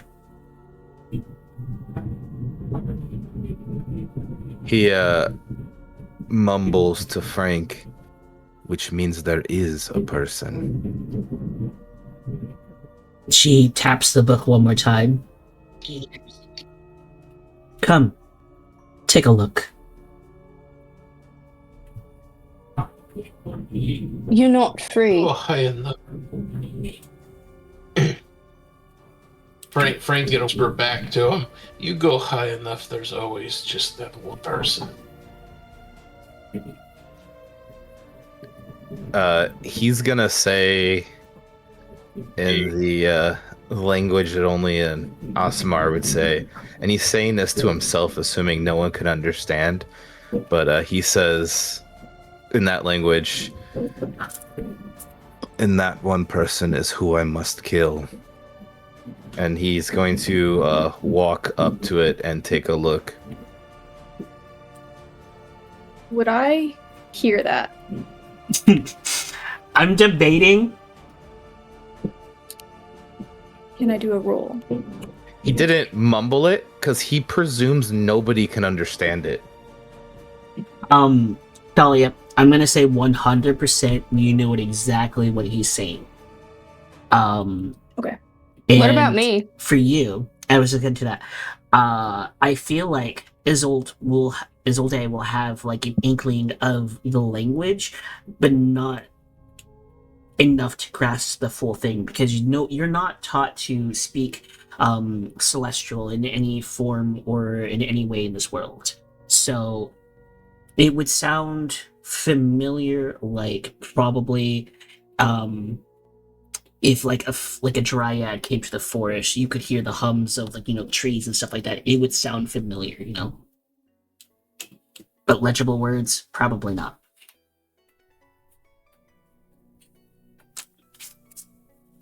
Because if I'm correct, you come from a line of something, but I'm not gonna, But you were born here. You were born here. Mm-hmm. If I'm correct. It's an ancient tongue that you recognize. So, Azrin, as you look at this, the codex starts to like form a roadmap, right? It shows little footsteps of, I would assume, maybe 6 people, just like traveling through the world in a random path. It's like showing you what you are supposed to do. The dryad leans down onto the book as she looks at you. Some children are born in homes. Some were born for leaving them.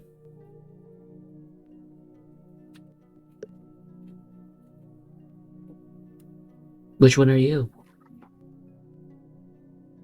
As she hands you a pen. Or a quill. He looks at it and he doesn't reach for it. He kind of side-eyes it. I assume this is like a tree that we're standing in. Mm-hmm. Yep. You're standing in that big-ass tree. Is it the kind of tree would he know that can be walked through? No. Okay.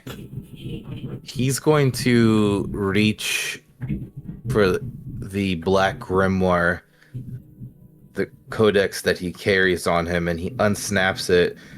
He's gonna take it, and he kind of holds it by the binding up, and then as he opens his hand, like he does so in a way like if you wanted a book to just open to a random page. Mm-hmm. And then he's gonna cast message into the book and say, "Do you know what this is?"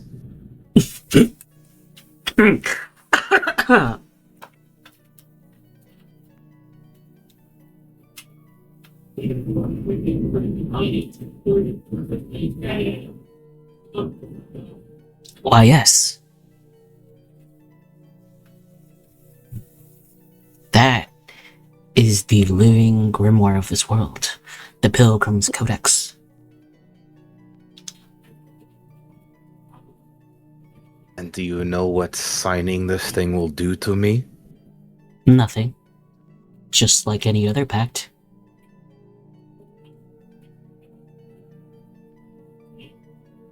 And since you know...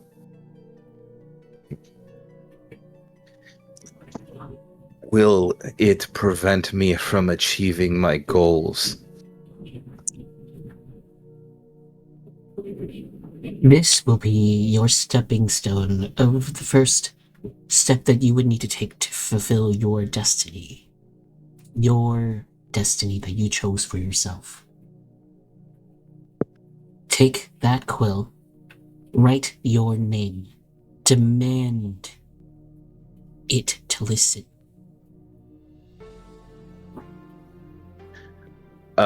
You guys would have seen he'd been very hesitant, hadn't reached for the pen, and he's just kind of looking down at this book, and immediately, like abruptly, he like snaps the grimoire shut, slides it back into like the little like holster strap on his hip, and he's gonna snatch the pen out of the dryad's hand and walk over and start signing his name forcefully, like almost like when you press down too hard on a pen.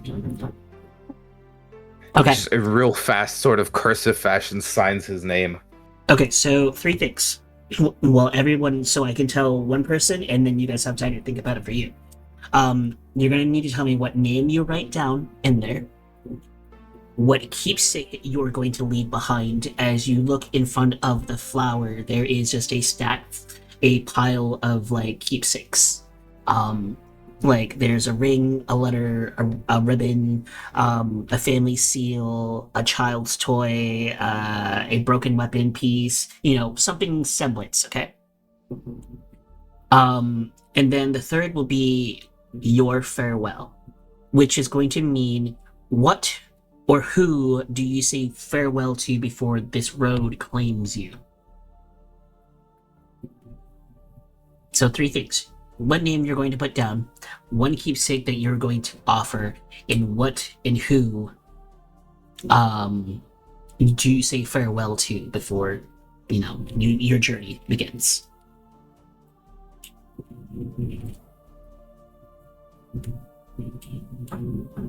Do you want like this out loud or DM'd to you? Say it out loud. Let everybody know. He's gonna write because everybody can see it. He's gonna write like in like a cursive fashion for the language, but he writes in Celestial his name, Azrin Voss, in the book. And then he's gonna take in his left ear, he has a silver hoop, and then he's like on his lobe, and then he's behind it he has it's like silver with like a sapphire in it, and he takes that earring off and looks at it for a moment. He's gonna set it right next to the codex. And what was the other thing that he needed to do? Who or what will you say farewell to before the road claims you? It could be a who, it could be a what. When you say farewell, do you mean like someone he's letting go like permanently, or like leaving behind to go on the journey? That's up to you to decide. So he's gonna say out loud, but not like loudly. Like he's not gonna whisper it, but he's not like saying it necessarily for anyone to hear. He's gonna say this in Celestial, and I'm assuming the name Thalia sounds different in Celestial, but he's gonna say out loud, farewell for now, Thalia, I'll see you at the end of the road. And he kind of touches the earring with his finger, and then he turns around and walks past Frank and Azolde down the steps, and he doesn't make eye contact with anyone as he kind of squeezes between and just waits at the bottom of the stairs. That was perfect. Who would like to follow up with that? And the quill is just floating there in the air above the book. Well, he'll step forward to it. He'll grab the quill. In the book, he'll write Franklin Graves. And then the item he has set down, he's going to take his warhammer. The hammer he's used, he's had it with him since he started. You know, he first had it when he was working a quarry. He's going to set that hammer down. And who are you saying goodbye to, or what?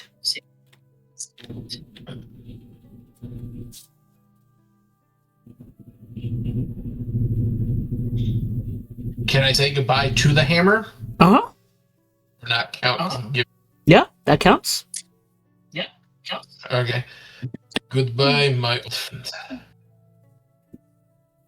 Thank you for protecting me, giving me purpose. And then he's gonna walk away. Which one of you guys is next? I can. Thalia, as you come... Talia. As you walk up, you probably heard everything, but the book turns almost like a red color on the page, but you can see Azrin's name on the page, written in this celestial language. I need to change the song. But go ahead. Yeah. Dahlia is gonna walk up and take the pen or quill or whatever it is, and she's gonna look at the names. Is there like all of the names of like the past pilgrims on there, or is it just like those who just signed their name? There's like hundreds of names in there. Okay, she's just gonna kind of look at all the different names and kind of contemplate what this whole pilgrimage like really is. Just for a moment. Since you're the only one that asked me this question before he just wrote in it, if you look at the first name that's ever written in this book, which is going to be on the left hand side, it's going to say, and let me make sure I have my notes proper, because I haven't got to say this to anybody yet.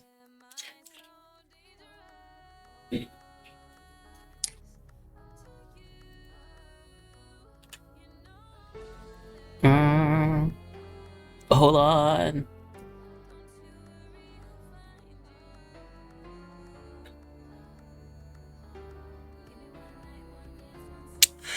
Hold on.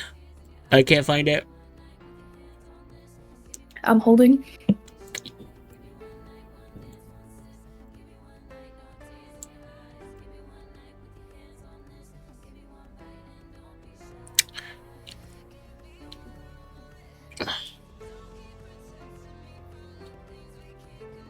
Why can't I find it? Oh, okay. It's going to say Ephraim Luther. Okay.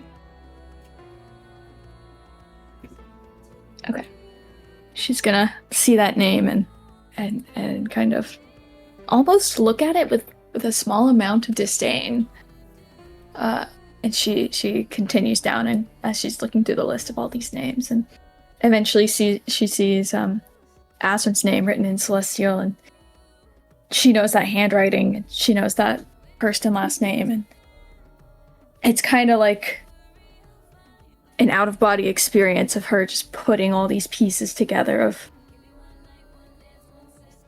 this man that she's ended up with, traveling with, is someone that she's known in her past and that she felt had betrayed her, and she's kind of a little choked up as she takes the pen and like almost very, very lightly writes her name down into the book. And she writes Dahlia Sova with no third name. And she takes a purple ribbon out of her hair that had the family crest from where she's from, and she places it down. And she says, a little out of breath and a little gingerly, I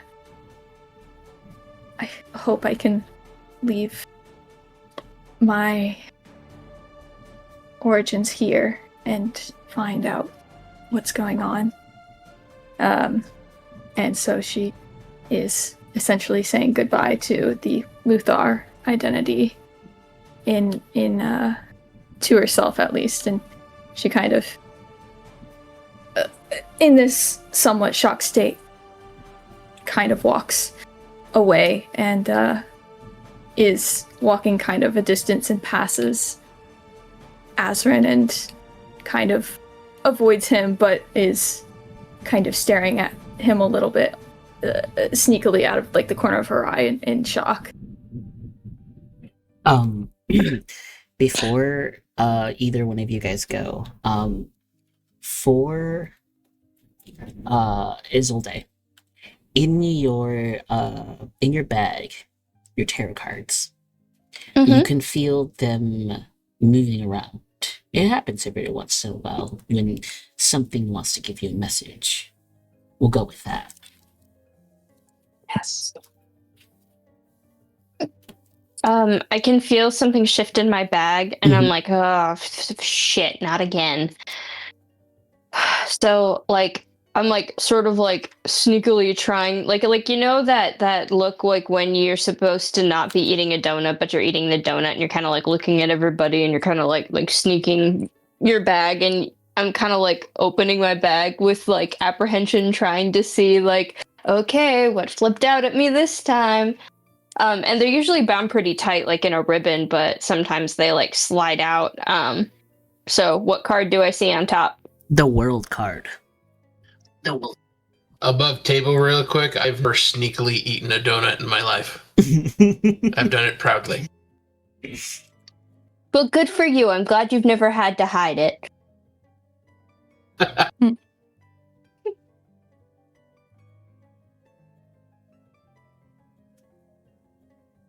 Somehow, this card doesn't exactly fill me with joy. Because I don't know what it means yet for me. It seems so abstract. Sometimes I wish you would tell me what you meant to tell me. About all this hocus pocus bullshit. That's what she's thinking. And I'm narrating in English for my own, or like, not RP, but like American for my own sanity. Yeah, Amara or Isolde, which one of you guys want to go next? I don't care. I guess while she's doing her card thing, I could be up there doing my thing. Okay. Just as like an interlude.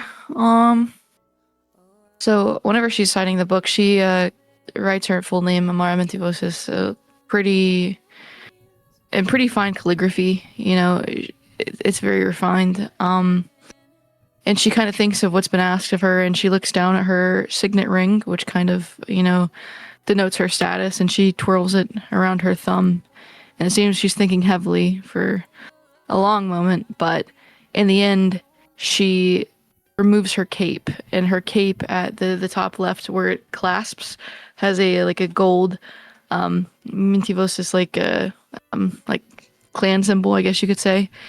It's obviously very fine. Her clothes are obviously very fine. And so she removes that to kind of signal that she is potentially risking a little bit more than she wants to, but not enough to give up her position just quite yet. So she places that down, and she kind of is in her head a lot here, and she's trying to think of if there's anyone she could say goodbye to, but she's so firm in the fact that she could make it through this. She's determined, and she'll do whatever it takes. So instead of saying goodbye to her parents, which she knows that she will see again because she will make it through this, she says goodbye to the memories that she can't remember, and hoping that she would understand them, but know that probably by the end of this journey she wouldn't. And then her head starts to hurt again, so she kind of stumbles away from the flower here and kind of takes a step aside to just clear her head. And that's where we are. Well, last but not least, Isolde. After fumbling to get the world back into the deck, because I assume it's popped out at me every time I try to put it back, I walk up to the book and I pick up the quill. And I stop for a moment and I stare straight ahead, kind of like I'm daydreaming. And then I write Dagmar Eats in a pretty simple but like neat cursive. Like all the lines are smooth. It's almost like I'm writing with serif, but there is no serif. It's just cursive. Mm-hmm.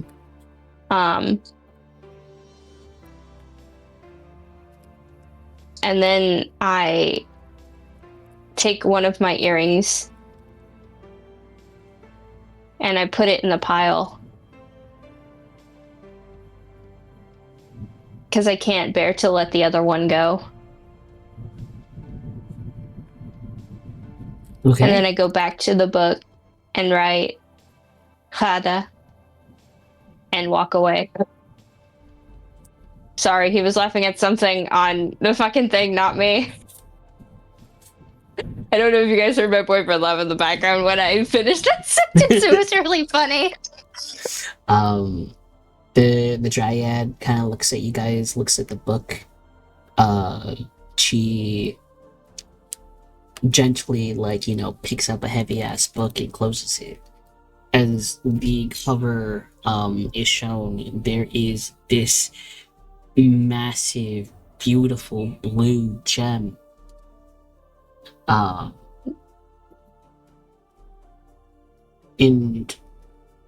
when you're looking at it, it feels like it's like piercing into your soul almost. She kind of pets the book a little bit. It's been a good day. There are about... let me double check my notes so I don't say this the wrong way. There are about 57 of you left. Let's see if you guys will all make it to the end of the week. The journey has just begun, and the path forward is unpredictable.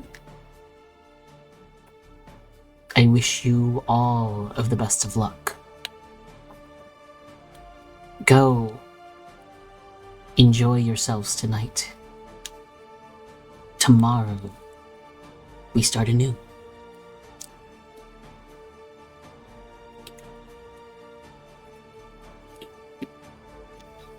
But feel free to look around if you want. There's nothing here that you could read that would change anything. But if you walk out that door right there, and then like a door at the back base of the tree kind of opens up, you'll be right on the other side with the rest of the pilgrims. If you have any questions, feel free to ask.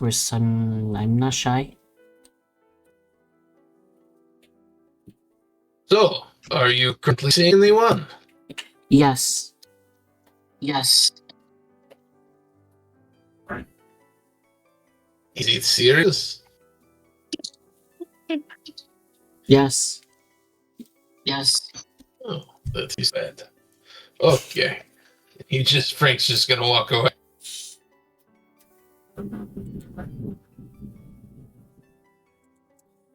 As Frank walks by, Azrin just goes, "Really, Frank?" She is not bad looking. You're ridiculous. It has been my experience that the clergy are usually very, very. I don't generous. finish that sentence. Yeah, okay, I get it.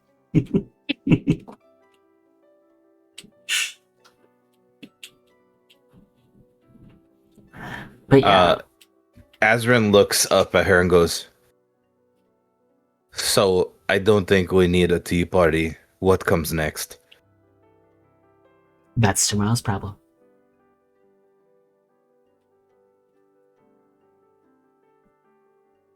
We wait for the next test. Well, do you think perhaps we could get some healing before the next test, or is the next test supposed to be on the brink of death? She shrugs.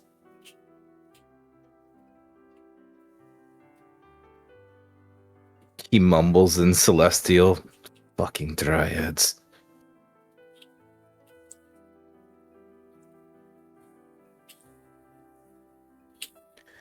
He's gonna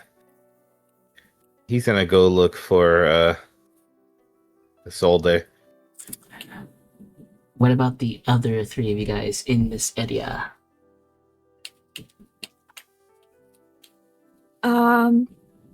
Dahlia is currently collecting herself and collecting her thoughts. She's made this kind of huge realization. She can't really believe it, and she's kind of taken a seat on this rock here and almost dissociating, kind of staring roughly in the direction of where Azrin is, and just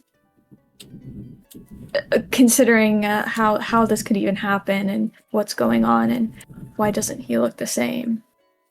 Amara, when you walk down, like when you're sitting there, right? You see Thalia kind of like doing the little mermaid thing on the rock, kind of, but instead of like, perching going upwards, it's like a side perch and it's like a side glance, and her whole body's turned that direction.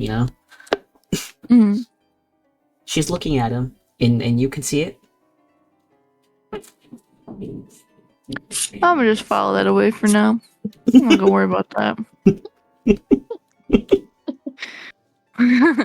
That's none of my business for now, anyway. I'll go talk to the Dryad. Okay. I'll go talk to her. That's my homegirl right there. Sorry, guys. I did drink a little bit. Anyways, I'm like, hey, so I know you kind of shrugged. Sorry, let me be a little bit more serious.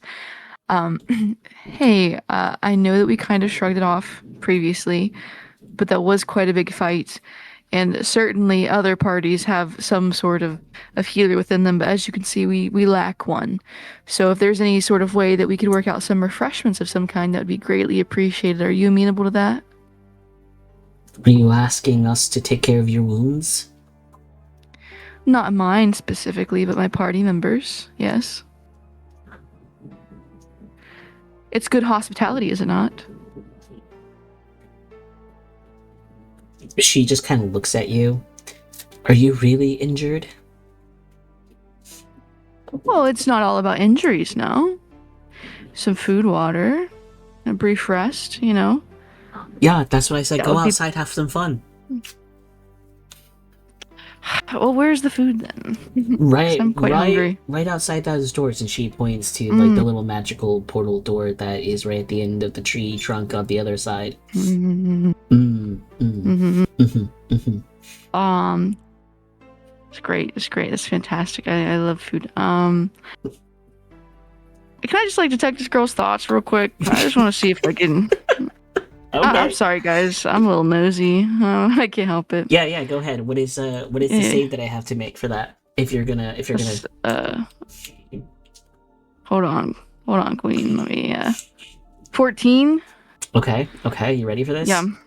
I gotta figure out what I want to do. Hold on. Okay.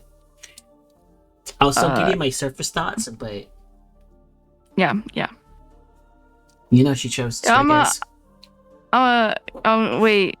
Am I gonna get guys? Am I gonna get fucked up? Okay, wait. Okay. Yeah, I'm probe deeper. I'm gonna Okay. just go for it. Why not? I'm Okay. gonna just You said 14, right? yeah. Yeah, 14. Holy Mhm. shit!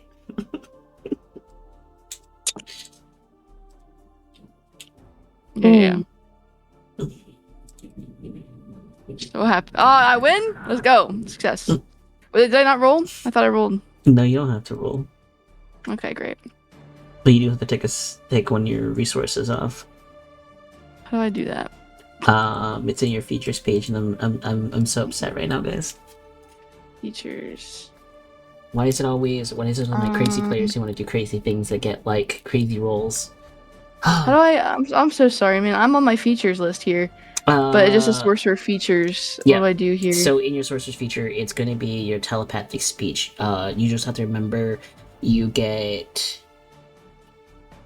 a number of them equal to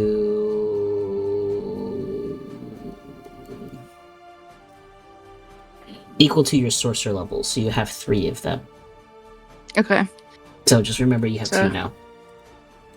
For the until the long rest or Yeah. in general. Yeah, to your long rest. Okay.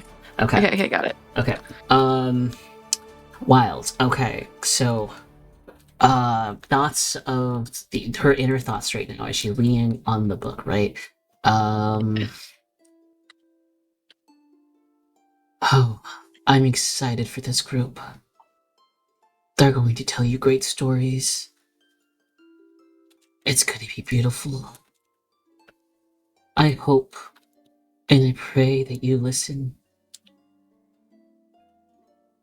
And she's just looking at the book as you're just talking to her. Hmm. Okay.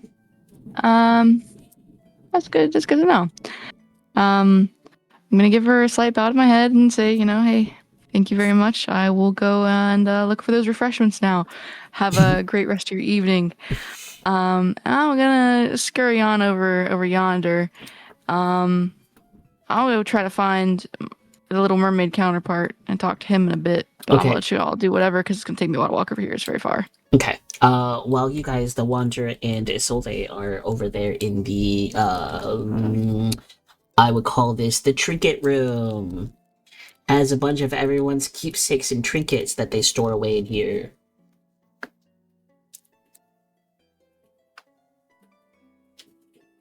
Which room is? Yep, the room that you're in right now. It's a bunch of keepsakes and trinkets of other people. Can I look? I mean, yeah, there's nothing special.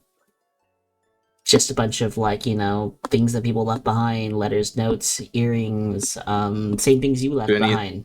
Any of these earrings have a diamond? No. I know what you want. I'm gonna say no. And I'm gonna say no. Because I'm gonna fuck myself in the ass later.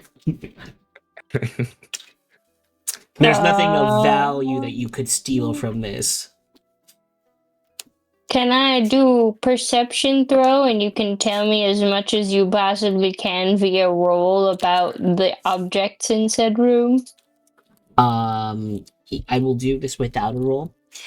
So every object here seems tethered to the space, almost as if it's a parting gift from other pilgrims to whoever and whatever it is that the dryads are protecting. If it's the tree itself, if it's the book itself.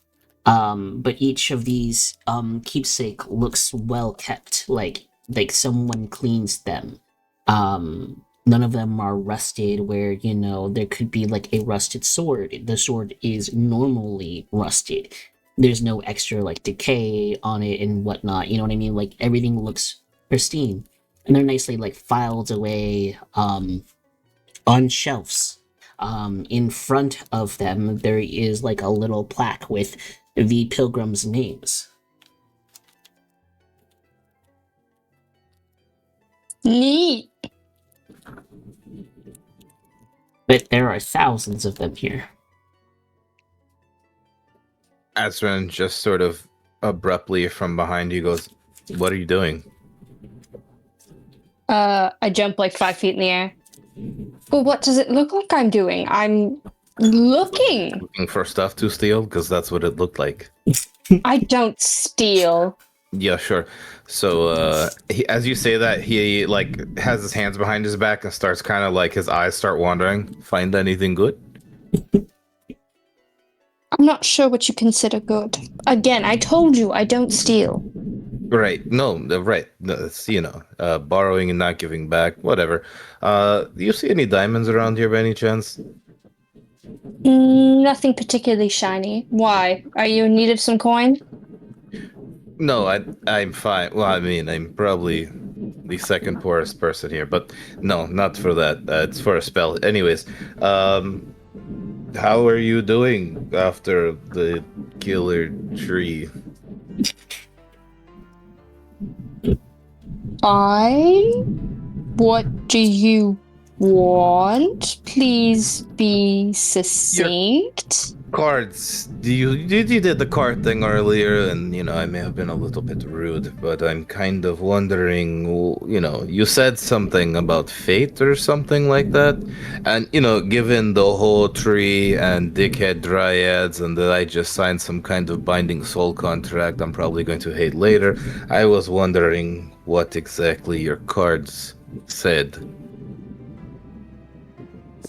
Just now? No, when, the first time we spoke before Killer Tree. Oh, so you finally want to know.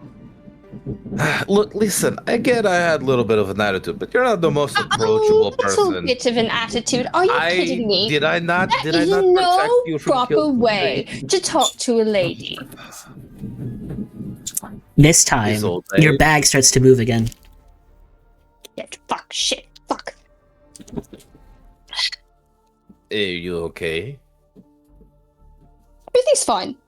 One moment, please. I look into the bag. What do you got for me? There's 2 cards. Who are she? One says the Emperor, one says the Empress. And then a 3rd card comes out, and it says the Lovers. Oh, well, it can't be me. Are you trying to find a lady friend? Oh, right. No, I meant not when you do the party trick. I meant the real fortune. Pardon?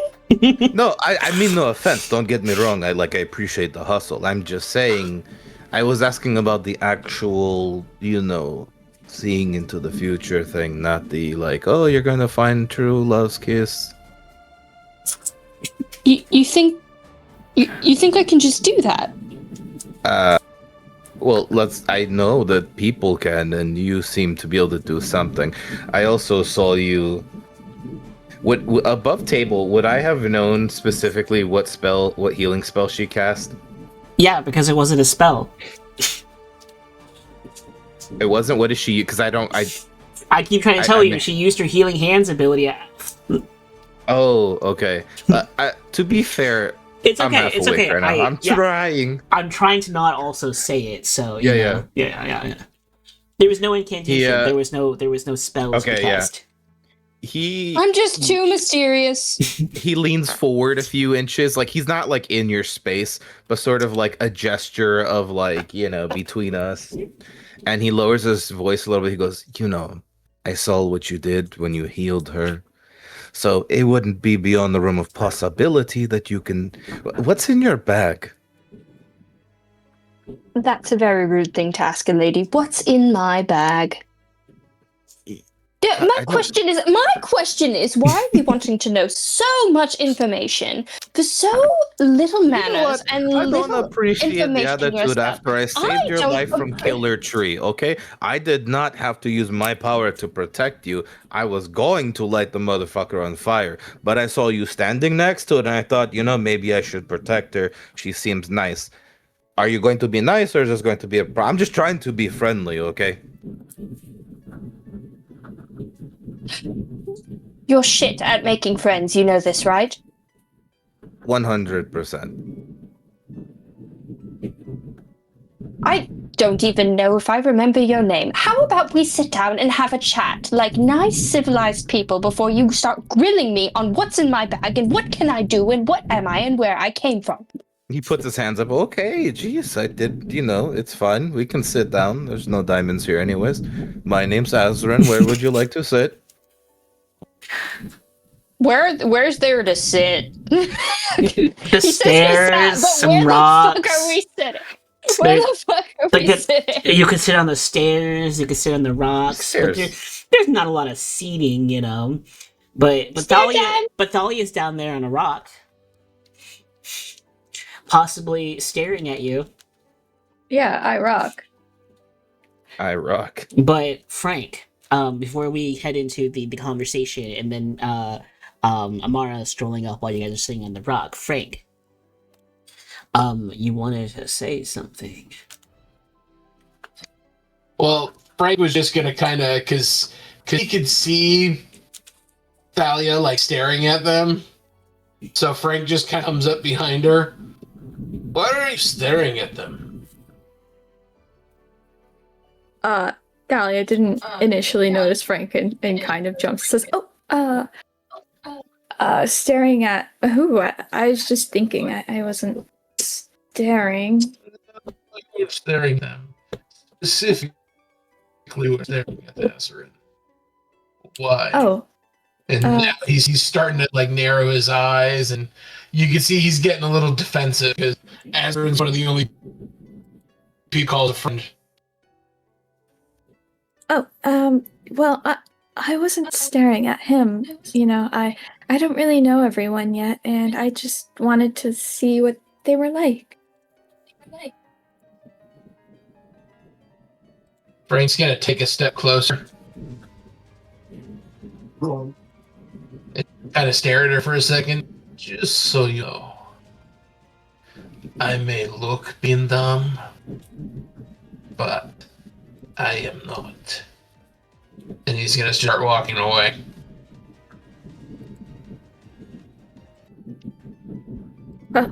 Dahlia's gonna watch him walk away and say, "Well, that was a little strange." And now that she's kind of been shaken out of somewhat a dissociative state, she's gonna start to get up and walk around a little bit more.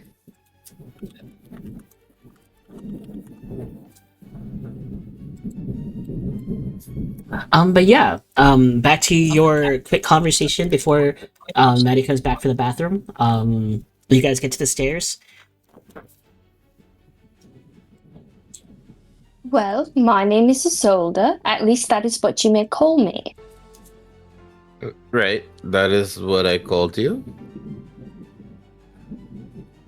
We're reintroducing ourselves. That's the whole point of this. Yes, I said my name is Azran. Look, I don't really talk to people. It's not really my thing, so I'm trying. But you said that there was some way we're supposed to help each other, and I'll be honest, I thought you were full of shit. But I saw what you did, and it made me think maybe you're not full of shit. So I came to talk to you. Well, now that we have my credibility out of the way, I don't know what I did. I don't know how I did it.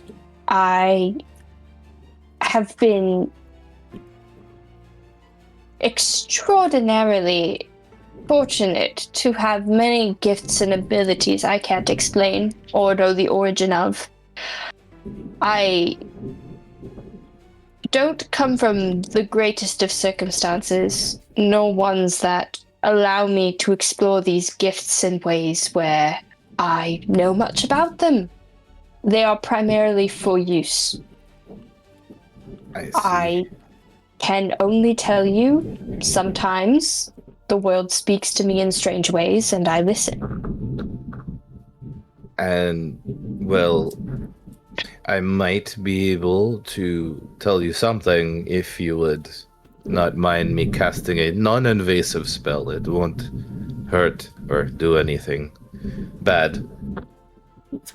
Unless you're possessed. You're not possessed, are you? Ooh, no, of course not. Yeah, it should be fine if you're okay with it.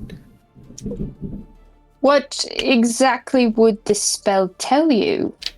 It should, unless you have some freaky thing going on.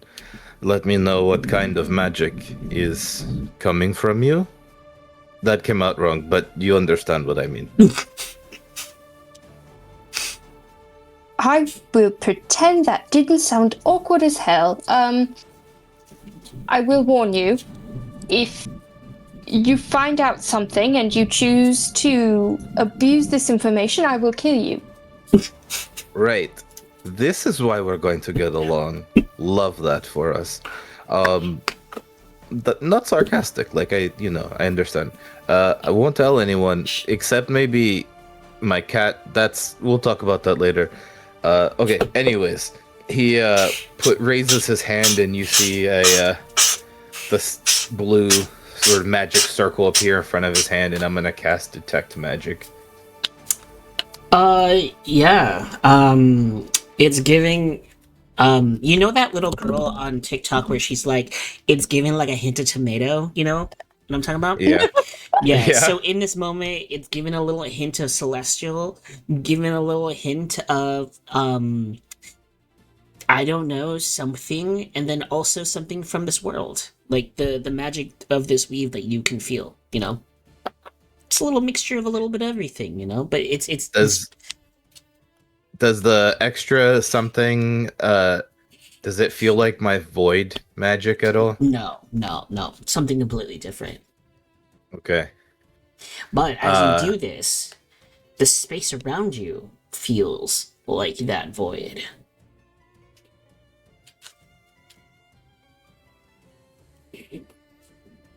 Ooh. Well, it.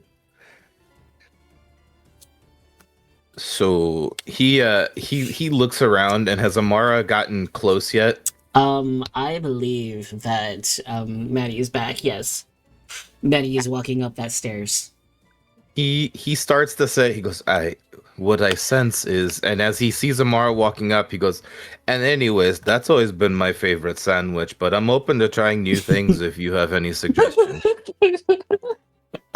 But yeah, so Amara, when you look at her, like in that brief moment, she looks like magic coming from this world, like that weave.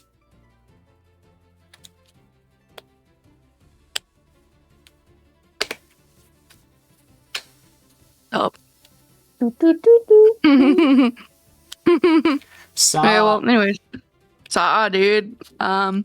Mara's gonna approach real cash, you know. Sorry. You may approach the bench. Thank you, Your Honor. But she's gonna kind of look at between the two of you, and why is this Dryad getting closer to me? Tell this Dryad to fuck off, please. What the fuck? Thank you. Anyways, as I was saying. yeah, the ghost just like strumbles up next to you and walks away. She's gonna look at Azrin and be like, I think I have something. Like, you know, the sort of like meme is like, I know something you don't know. Like, she's gonna kind of have that kind of expression on her face. And she's gonna be like, I have something I think you would like to know. And she'd kind of look at Isolde and just be like, we all friends? Question mark? You know, like, what's the vibe? Yeah, we were just talking about lunch. I don't know where we get food around here. I'm pretty sure Dryads just eat grass or some shit. How are you doing? Can I roll to see if he's full of shit? Another reason I say that is because like OOC, like my background is like totally like her whole family just deals with like lies and deceptions and like shit. Yeah. So I'm not trying to check you to be an asshole. It's just kind of like her character. You're good. So I'm gonna need a deception check versus your insight check. Okay. We'll be contesting rolls here.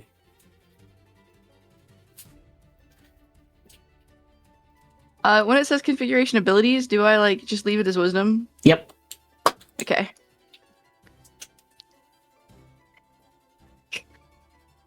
Well, Fuck. You get what you Fuck. get. He was That's fine. definitely talking about a sandwich. I like sandwiches, bro. right. Well, anyway, sandwiches aside, I think you need to focus more on where we are rather than your stomach. But the dryads, I did a little poking around. I have to open my actual notes. Hold on, sorry guys. And then Um, as she's talking about this, Thalia walked up, and you can see hints and notes of divinity also. okay. But get this, you guys. So apparently, we're just stories to them. I know that that kind of makes sense, but it's something about they're excited about us, and she's talking to somebody in her thoughts. It's like she's praying in a way, and I don't quite know exactly why or who she's praying to, but she's hoping that whoever it is will listen to our story. And I'm not quite sure what that means, but as I said to you before, I'm trying to make friends here, so here's my olive branch to you. That is what I know. So now I ask you, do you know anything? I know that. Wait, did you say it sounded like she was praying? Yeah. Like, I always... And she kind of like stutters a bit, not really sure if she should say this, but I was speaking to her about refreshments, and I just got close enough, I tried to peer into her thoughts a bit, and she kind of looks uncomfortable when she says that, as if that's not something she should really admit about, like, out loud. But she was thinking about how she was hoping and praying that somebody that she's thinking about as she looks at this book is going to listen to our story, as if we're nothing more than just stories to be told to whomever is involved. You say that, and he kind of, the whole time while he was talking to you, like he's facing you, but his eyes were looking at Thalia. But then he kind of grasps what you says, and he looks down. He kind of like rubs his chin and goes, "I think we all need to talk to Quinn." The cat? Yes, the cat. Why do you say it like that? Like the cat, and you don't like cats? You act as if you've never talked to a cat before. She's special, but Yeah, speaking of your fucking cat, man, actually, since we're on this topic, okay, what's up with your weird cat? I've spent a tresem or two in my time, but... When you say weird, he starts looking around like he's concerned she's somewhere listening. Don't call her weird, okay? Just be cool, you know? You don't want to piss her off. Like, I talk shit, but it's different. Like, just, trust me, She's cool. She's cool. She's like cats. She's fluffy. Don't call her fluffy, though. She will get pissed off. She sighs and kind of like lowers her voice, like picking up what you're putting down here, and she's like, "Look, I know about your weird fucking cat. I know. I've heard her thoughts too. Okay, so I'll just keep it 100% with you here. I know about listening to thoughts willy-nilly, like this is just what you. It seems a little intrusive, is what I'm saying. Okay, you know what? Call a spade. That's fine with me. Okay, pot, meat, kettle. You're not exactly forthcoming either. So, I'm at least trying to extend an olive branch to you. Why don't we all play Two Truths and a Lie? With that, do you guys want to extend tonight's session a little bit? Does anybody have any problems doing that? I would say maybe like another couple scenes if you guys are gonna play Two Truths and a Lie with each other. Like I don't wanna ruin it, but it is coming up on 10 o'clock for you guys. I'm good. It's up to you guys. Yeah, I'm good. I'm good to continue. Maddie? I can do like 15 to 30 minutes. Okay. Frank?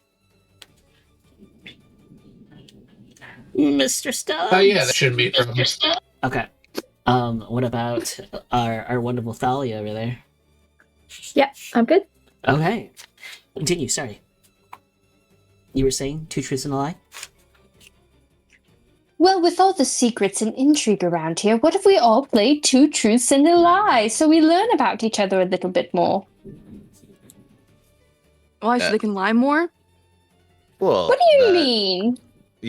I think we need to start off with, like stopping the negative talk, if we're going to be friends. Again, pot, meat, kettle. Hello, Mr. Negative. I know what It's a pot true. and kettle is, but I don't understand that figure of speech. It's true, you are rather broody. It does make things a little bit difficult. Thank you. Isolde. Okay. Not okay. Just me saving everyone from giant evil tree, you know? You know, just because you saved us all does not mean you're a pleasant person. I'm not saying I'm You just necessarily, happened to but I'm get the killing trying. blow. Frank, don't start. You're the one who pissed off the tree to begin with, okay? And I was handling it. Yeah, you Yeah, Frank was handled it and we all handling got it. slapped by a root. You got slapped too, okay? Like, let's not act But I have the magic to shield myself. Did you? Just like I saying. shielded somebody else instead. Thank you very much. Being a good friend, right? Princess! True. At least I'm Princess, honest. we could use some leadership right now. The girls are fighting. They're about to pull hair, Condescending. princess. You're one of the Princess. girls. What do you mean? Like, in this situation? I'm you're speaking of literally one the myself.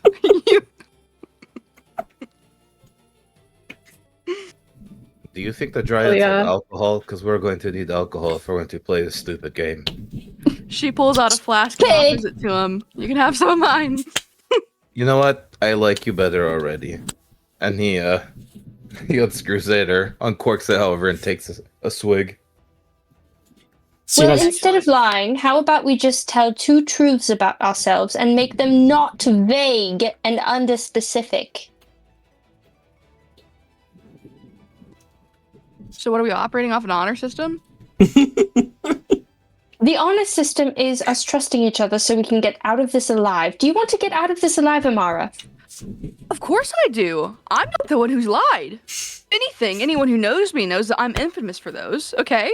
Well, we don't All right. know you yet. The princess does. She can vouch. I do. I'm kind of familiar with her. Thank you very much, princess. And I have been nothing but kind to her. Oh, princess! Oh, princess! Oh dear. Please I vouch just for make an me. exit. Okay, fine. I will answer questions first. Stop fighting. No, it's an original thought. There are no questions. Just come up with two things about yourself. Well, he like awkwardly looks at Frank, like to see if Frank knows what this game is that they're wanting to play.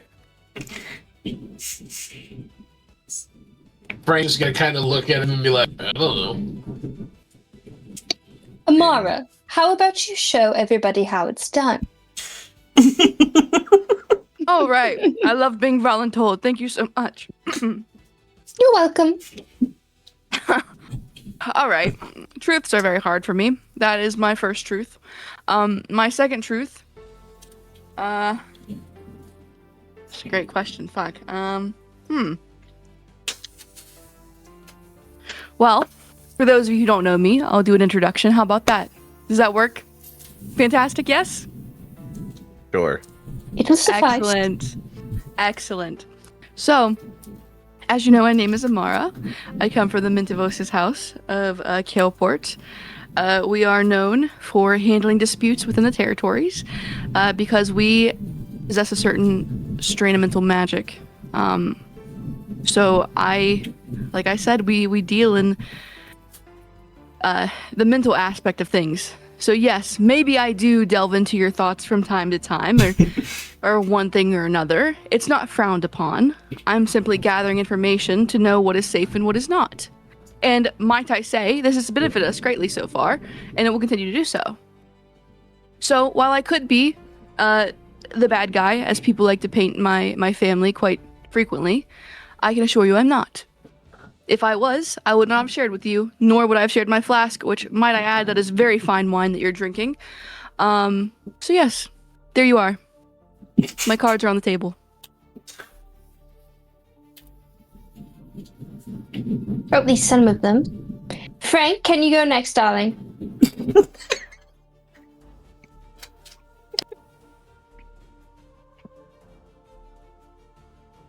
Yes, Frank, can you go next, darling? Kill yourself. Frank, please go. I'm gonna drag fucking Frank over here, and Talia as well. Drag both of them over here towards us. Will I I've only been alive for 10 years.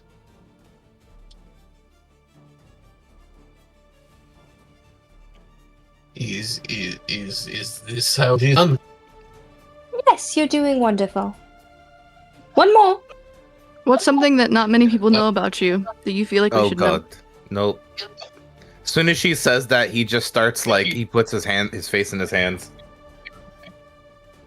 I have the genitals of a Goliath. Excuse me? You know, he just said he was 10 years old, and you asked him this question. Oh my god. Excuse me? I heard he had the genitals of a Goliath. Oh, a Goliath? Okay. That's not what I thought he said. Sorry. I was like, huh? Okay, Frank's packing heat. Wonderful. And he's 10. And he's 10. For the record, I was not asking about that. Okay. Looking at you, Azrin. Okay, I was not asking about that.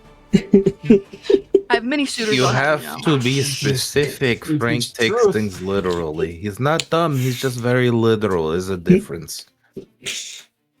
You could have warned me. It's true. No. He would gladly show you if you want. No, it's quite fine. I have plenty of suitors. I don't need to see anything else. Thank Yes, you. but Frank could probably beat up all your suitors, couldn't you, Frank? Absolutely. I could hit them over the head with it. Yeah, I've actually seen him do that before. It's actually impressive. I won't lie to you, but I'm gonna disturbing fucking at the take my same time. flask back from you and fucking take a really long swig of it because I'm gonna need it. Oh, Holy come on, he's shit. not that ugly. That's I'm wonderful, not- Frank. I'm glad that you have that advantage. Princess Talia, can you please go next? Please, hurry. Yeah. Sure. I mean, there's lots of information if you just ask people about me. You can really find almost anything about me that you want to know. That's great, but not I what don't we're think that's how the asking. game works. You're supposed to tell us something that we don't know, princess. Like maybe why you have divine aura around you. Now that sounds Oh. like flirting. I don't flirt with people that I don't trust, don't know, and keep staring at me like I have something growing out of my forehead. Maybe she thinks I- you're pretty. Don't get so fucking uptight, man. I was not staring at you. And I'm a Yes, you're rooster right on with this 2 kid. cocks. Two? Look, Look, I already am taken, kind of. It doesn't. Will you just tell 2 truths? right. I'm gonna nudge Frank. You fucking see these guys, bro? Holy shit. Well, I don't really. I don't know how much I can tell you. I don't have a lot of my memories. After I got kidnapped a few years ago, I've been trying to remember my past, but it's been really difficult. I don't know what exactly everyone's been saying about me, but just so you know, I don't have all my memories still, and I'm just trying to get it all back. Does that count? I want to roll to see if I can tell if she's lying. This will be a He knows contest. something's off about her, but he doesn't know what it is. This will so be a he's contested assuming roll? the worst. But I will allow Thalia to do that to me privately, so it will be either be a deception or persuasion, and you won't get to know. I'll tell you the answer though, but I won't tell you. Okay, you want me to roll perception or insight? Insight? I And guess I then have insight, Thalia- yeah. And then Thalia, it would be private Okay. to me, deception, or persuasion. Oh well. Was that privately? It should have been. Okay. Yeah, I didn't see Yeah. it. Okay, perfect. Yeah, she's telling the truth.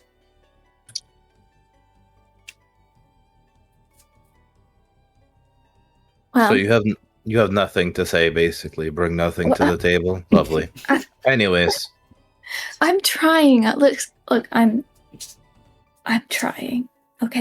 So I wasn't Trying- staring I at had my you, pistols. and I'm just trying to figure out, you know, what happened to me. I all I know is that I was abducted. That's what I know. So you're a pampered princess who's never seen combat, has no real life skills or experience. You don't remember who you are or why you have divine energy coming off of you. Great, lovely. Who's next? You Amara. you didn't see me question- smash that tree into flames? Yeah, I super have- impressive.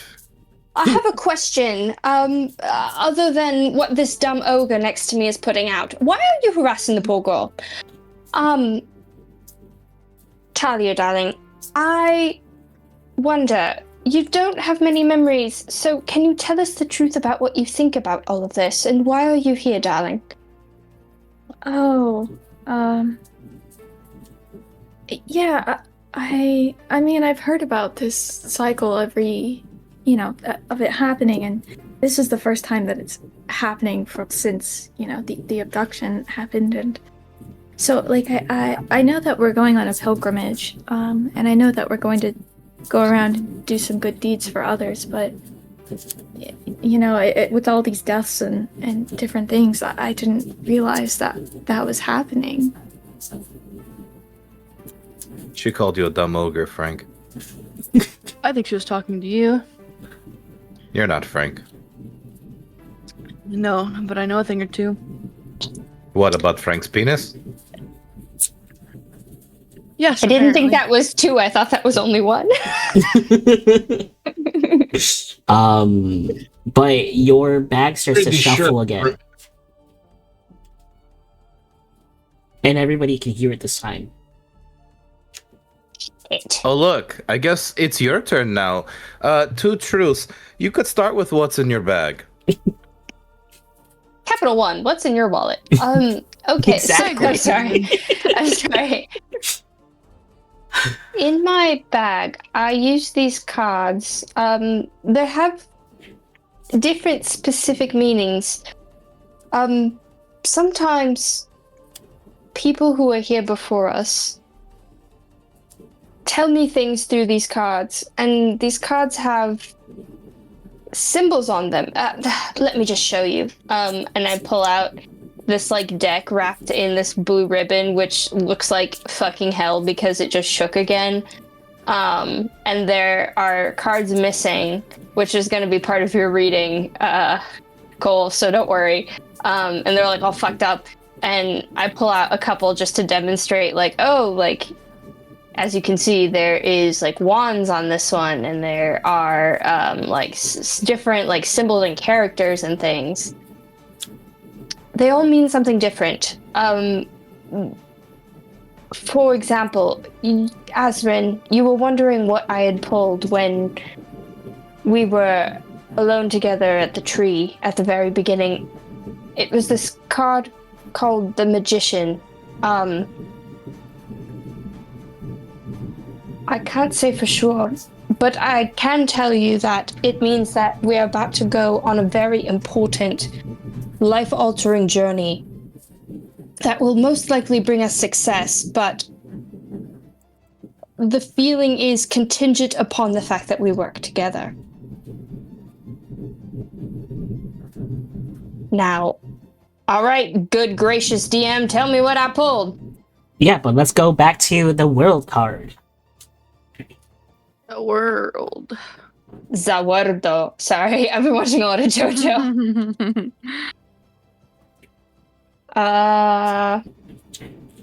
Okay. This card is called the world. It means that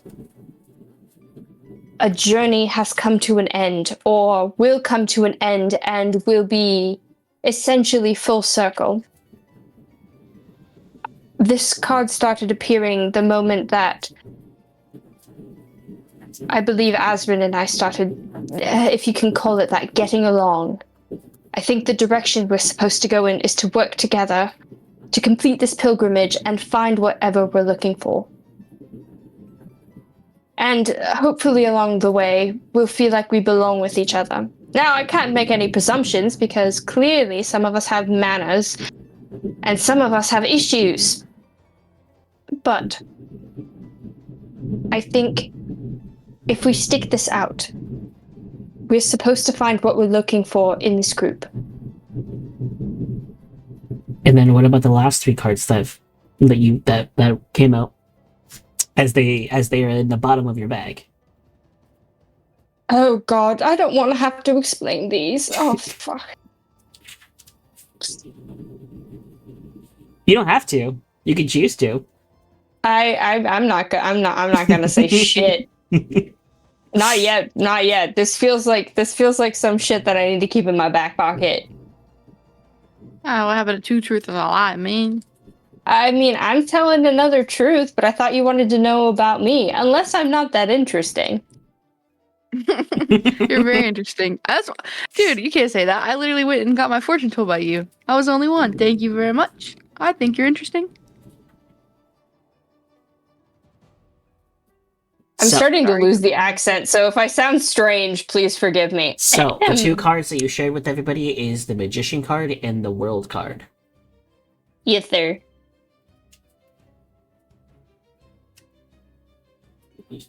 I will let you know one more thing about me before we go on to our formidable ogre over here.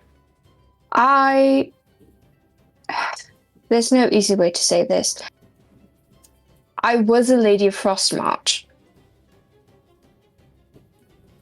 And I am no longer a Lady of Frostmarch. I am no longer of my noble house. And I am no longer welcome back there. I do suspect that if they ever find me again, I will never see you or any living soul for a very, very long time. I would prefer never to go back. Don't worry, you're kind of an asshole, but I like you. I'll protect you. So sweet, What did darling. you do? So sweet, darling. But that sounds like a great place to leave it off for tonight. So, with our ending rituals, I would like to do Stars and Wishes. This time, I want to leave it up to Frank and his behemoth cock bleeded the way. It's not really his, it was someone else's first. Canonically large Wild. penis. He has, Dear. he has someone else's glizzy between his legs, but continue. Oh, It's his now. Long- Him. Finders He's got keepers. Glizzy Prime. Glizzy snatcher. my.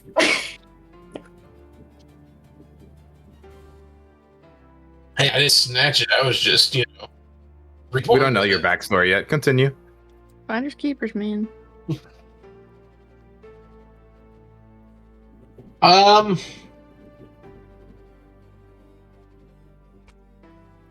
Yeah, damn, I'm not really sure where to go.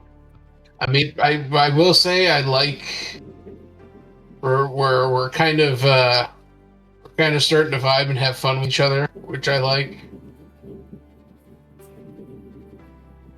And I mean, it's for our first combat, I think we did fairly well, even though it was against a giant tree. But I mean, overall, I mean, I don't think I really have anything else, to be honest. I love that for us. I love that for us. You get to pick who's next.